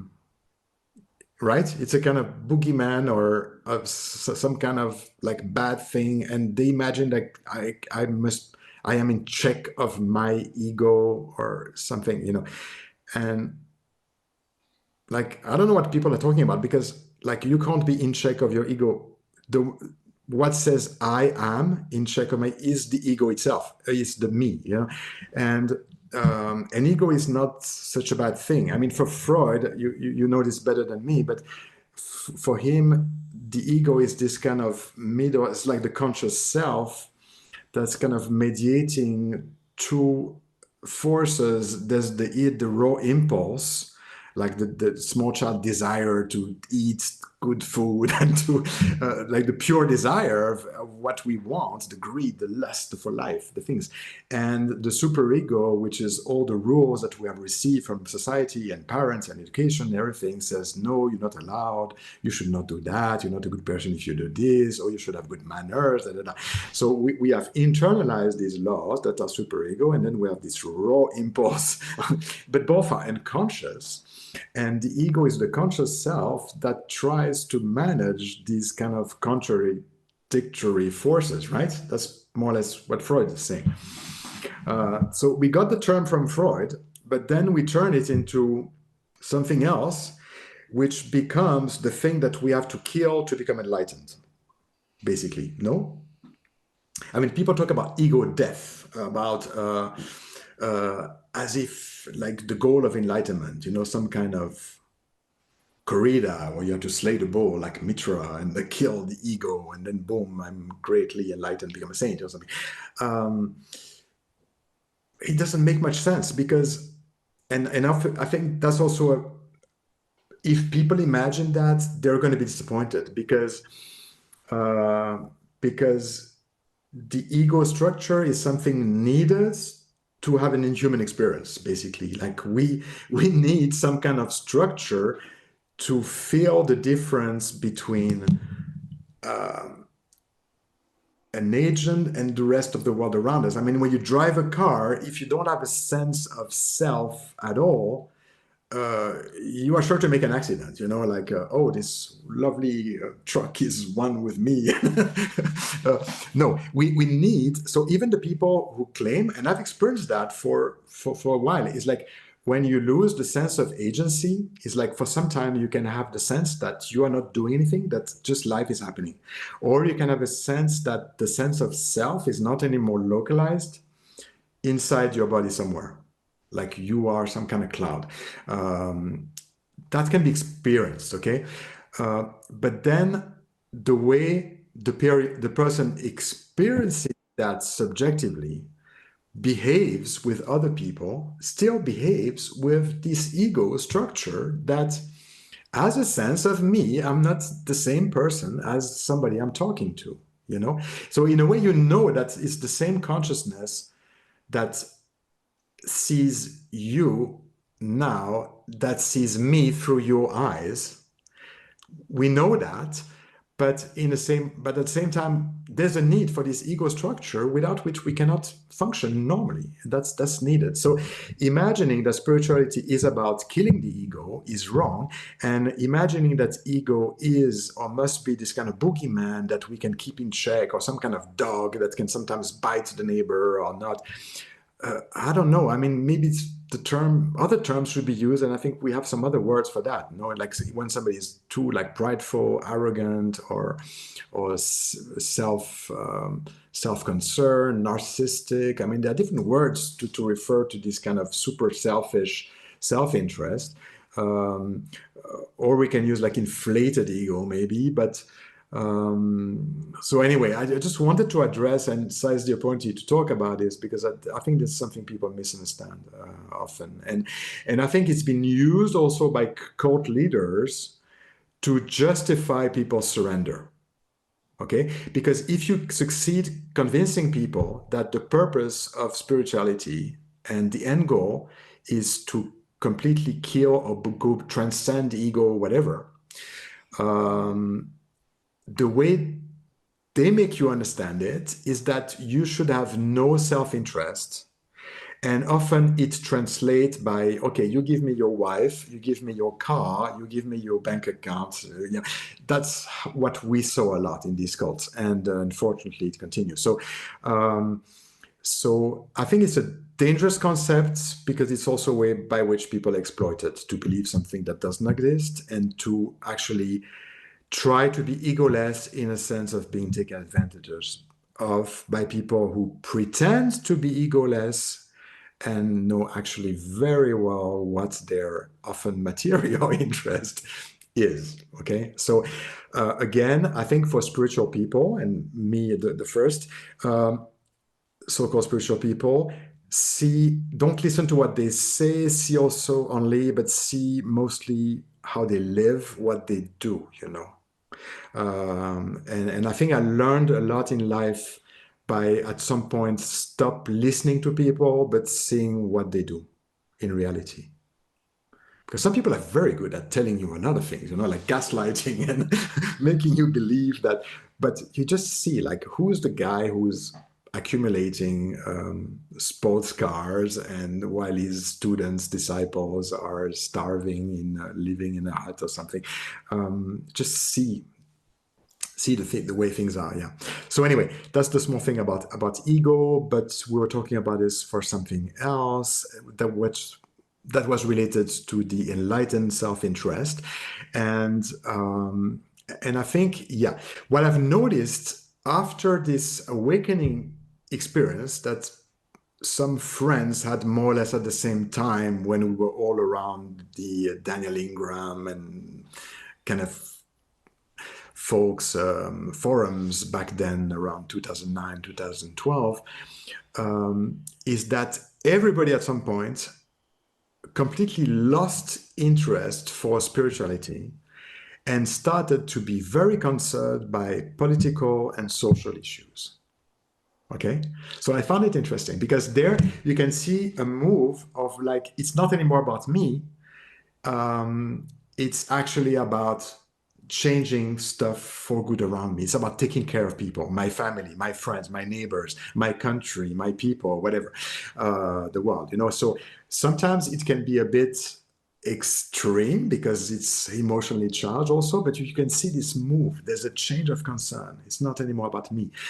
But then also people suddenly bump into another issue, is that because the big thing becomes actually how to become a kind of, to bring spirituality into social activism or something like that. How to be a kind of enlightened person in an imperfect world, and to, so there's still a kind of self-concern, you know, thing around it. But we can see this shift. Yeah, we can see this shift. Isn't that just getting older?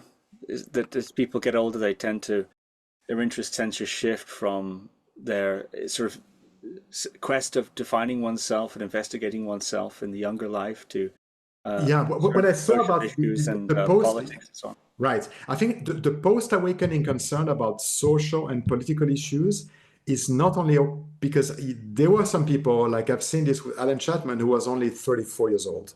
So it was not people in their late 50s or something like some others. It was actually young, you know, like 30 something, who suddenly shifted completely from some kind of obsession about like their practice, their occult, their thing, their enlightenment, their thing, who suddenly completely lost interest for it and started to be concerned about the world, about politics, about this and that. So that's just, I think, a kind of shift of energy or the construct of the self at this moment that plays this. He can explain that better than me because he sort of analyzed this on people since he trained many. He saw these patterns and he has some kind of ways to explain exactly what happens to people after 6 months, 1 year. You know, you can see that very well. But anyway, so it's not only about age, but there is also some concern about age. And that's what I was saying, I think, in the beginning also, is that at some point, like, you know, like when you're young, like when you are maybe like 14 years old, you still think that you can become a rock star, you can become an astronaut, or you can become a famous YouTube coach or something, you know, like you have some dreams of what you want to be. And as you grow, you realize, okay, maybe I won't be a professional football player because I passed the age, but maybe I can still become a rock star.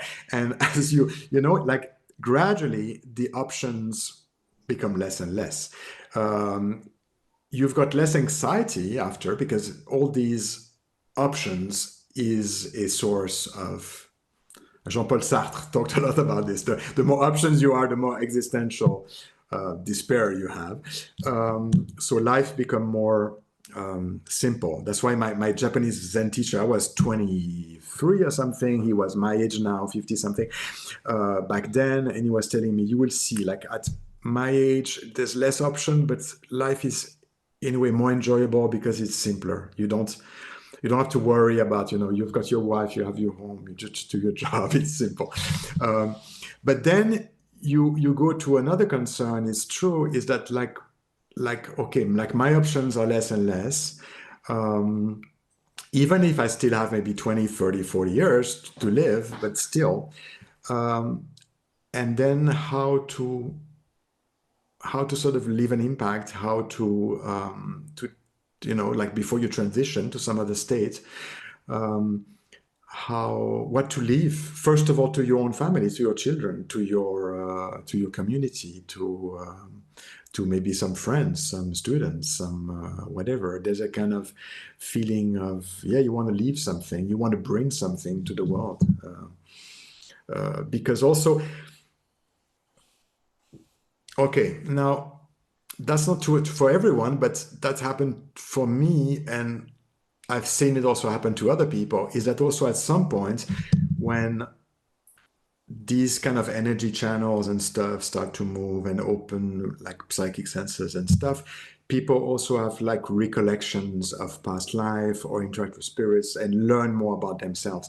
And suddenly we sort of, our sort of life purpose gets clear. You know, we understand that we chose this particular life in this particular place, this particular country for a reason. Like, you know, that's why it's not about blaming our parents, like talked about Freud before. It's about realizing we chose this country, these people, this environment for a particular purpose, and we see the continuity. We see what we have done in the previous lifetime, maybe, and yeah, it becomes strategic.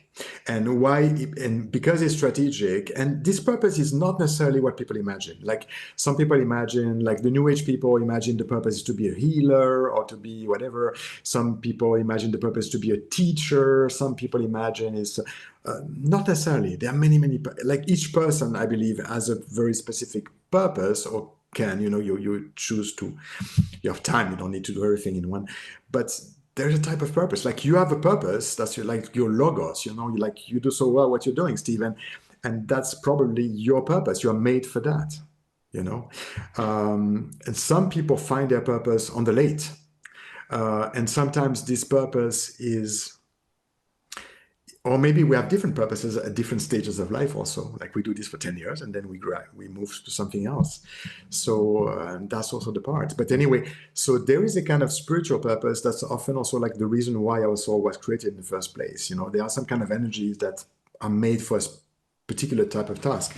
And what, and that answer your question before, is that when you start to understand that, the improvement is more in order to build a vehicle that allows you to complete part of the mission that you want to finish in this life. You see? It's a bit abstract because I don't want to go into too personal things, but like there are things I need to do. I won't be able to do it just like a normal human being, but I need to do it on an energetical level. And for that, I need this structure, this vehicle that allows me to do things. Yeah. I guess it's a bit abstract. Very, very interesting indeed. That's Yeah. a very interesting perspective indeed, what you just said there. And again, some people, that's why I'm saying this also for your audience to see things from a different perspective. Some people realize that their purpose is actually to just live a human experience and experience a lot of very painful things to gain more compassion, more empathy, and more things. I mean, I'm convinced, I've met some people, like there are souls that already completed their journey and thing, and they're just like coming back like one or some last times just to experience for the last time sometimes horribly traumatic stuff, to gain some more kind of empathy, love, compassion for, you know, that kind of thing. So some people, the only purpose is to go through that, you know, and that's why I came to, okay, now back to my, like I didn't understand when I got into all this yogic thing that attracted me and interested me so much. I could not understand the point of these Christian, especially nuns, you know, who spend their life doing, like taking care of, I mean, I valued it as something exceptional that I wouldn't be able to do, like, you know, like taking care of homeless people dying in hospitals and things as a spiritual path. I have most respect for people who can do that, because for me, I don't think I would be able. I've done that actually, because like in Switzerland, because of my back surgery, I didn't do the army. So I was taking care of elderly people as part of this civilian protection thing. I don't know if you have the same in Great Britain, but so I was taking care of people like in wheelchairs, elderly people, and I'm used to take care of aged people and all that. But to do it as a spiritual path, as a vocation, as like these, you know, I admire them, frankly speaking. And I understand that in reality, that in a way is for many souls better than gaining some great spiritual experiences. Okay, because as we said, we are already that. We are already pure consciousness at the root. So just being aware of it, okay, is great. But being able to do what some of these people do, wow, you know. And I think in all these, that's my small feminist rant maybe also, but like in all these religions, I admire most those nuns because often they have the lowest status, you know. They don't have the big titles. They don't need to sit on the back. They even less, I would say, to some lay people, you know, because if you're a lay, like Buddhist woman practitioner in a rich country, you can make a name and open your website and your thing and you become famous. But those Asian nuns, I mean, I've met many I would be in Taipei also, maybe visit, you know, I would see a lot of Buddhist temples in China and all the Zen places like around Ningpo and all that, and then in Taiwan. But I admire them so much because they are so selfless and they're just taking care of people day and night. And nobody talks about them, nobody recognizes them. And wow, yeah. So I don't know if you end on this note or if you have more. Yes, perhaps. I feel like we've tuned in here to very, very core or profound, deep motivation for your practice and the way you orient yourself. So I'm not saying that I'm like that I'm at this level, but I would say that for me, the idea, I mean, the people I see now as way far beyond are not people who have some super cool, weird experiences, are people like those simple nuns taking care of people in hospitals or whatever, you know. Yeah, or cleaning a temple. Yeah, these type of people, or people, I mean, without any religious status. I mean, but people like devoting their life. When I'm, and I will tell you the truth. These are also basically the people I'm most interested talking to. You know, like I was recently in San Diego in the US for a business conference and stuff. I'm frankly speaking so bored of talking beside friends, but like talking to this kind of sophisticated lawyers type who just repeats the news from CNN or whatever.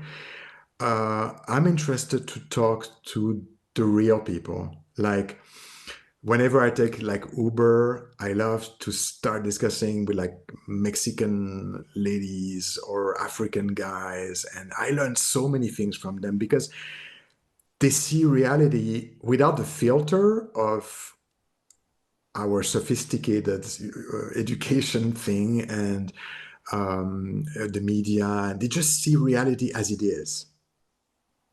You know, like the simple things like paying the bills, getting money for this, raising the kids, and this one is doing that, and those all these African drivers in America, they tell me a lot of things. Like they have this oral culture, so they can tell stories for hours, and they understand like the whole African politics. I get through them. I mean, they know 10 times more than the so-called expert that we see on TV or whatever. So, but beside that, I'm more interested by the simple people, you know, the people who have no status, who have like struggling just to pay their bills and raise their kids, because I think they are in the real. And the thing I get suffocated with is this kind of world of simulation in which we live, you know, where everything is a kind of virtual, kind of technocratic way to control everything, to manage everything, to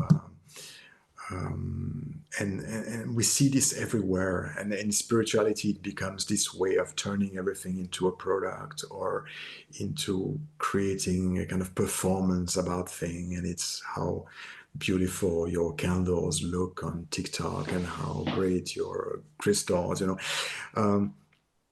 But it creates this kind of overlay of reality by this kind of virtual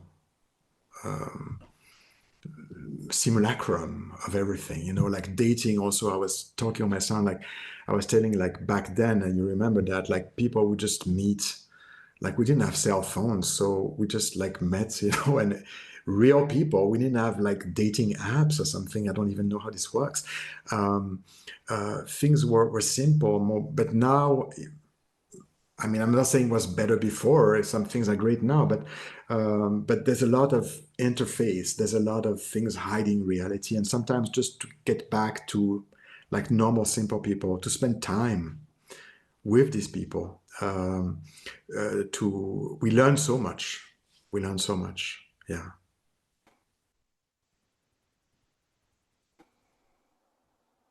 So yeah, so in this side, I mean, on the purely human side, my main concern now is like seeking inspiration from the simple people, or from the people who are able to devote their time for the sake of others. I see that as the most noble, yeah, task, I would say. Well, gosh, Alex, this has been quite fascinating. I think we'll have to do a third one, you know. And I'll tell you why. I would like to ask you this question, and I think we should save this for a third episode. Okay. And that question is, imagine you had a blank slate, tabula rasa kind of person. Man off the street kind of thing. Yeah. Lady off the street. And they said to you, Alex, design me an ideal program. Now, of course, there is no such thing as an ideal circumstance, and everyone's different and all that. But I'd like to ask you, Okay. or if you were teaching yourself once again, so, you know, but that's another way we could go at it. Yeah. No, I get the idea. Sequence of techniques. We've talked a lot about stages and different ways in which things unfold and directions that one might go. And you've referred to techniques here and there, but what if we start there? What is the training regime that's ideal? And of course, it would have to be adjusted for different people and so on. I'd like to ask you that question to begin our third episode. How do you feel about that? Oh, that's great. That's cool. That's cool.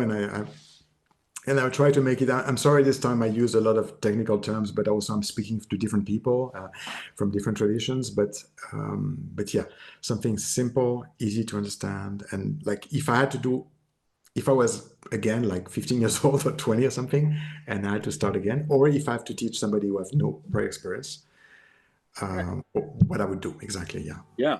How much would they practice? Which technique should they use? In which order should you expose them to which traditions and so on? And technical language, I think, don't hold back on that. Because people can pause, we can Google, I can Google myself if I need to. If you go beyond my understanding. And, I think that's the way to go. And I'd also like to ask you a bit about, in the third one, perhaps, or maybe, another, who knows, about this idea of past lives and spirit communication. And I have several questions coming from the things you said about that. Which I think would also be a nice subject to explore. So anyway, I look forward to the third one. Wonderful. So thanks for this opportunity to exchange with you, Steve. It's always a pleasure. Thank you for listening to another Guru Viking podcast. For more interviews like these, as well as articles, videos, and guided meditations, visit www.guruviking.com.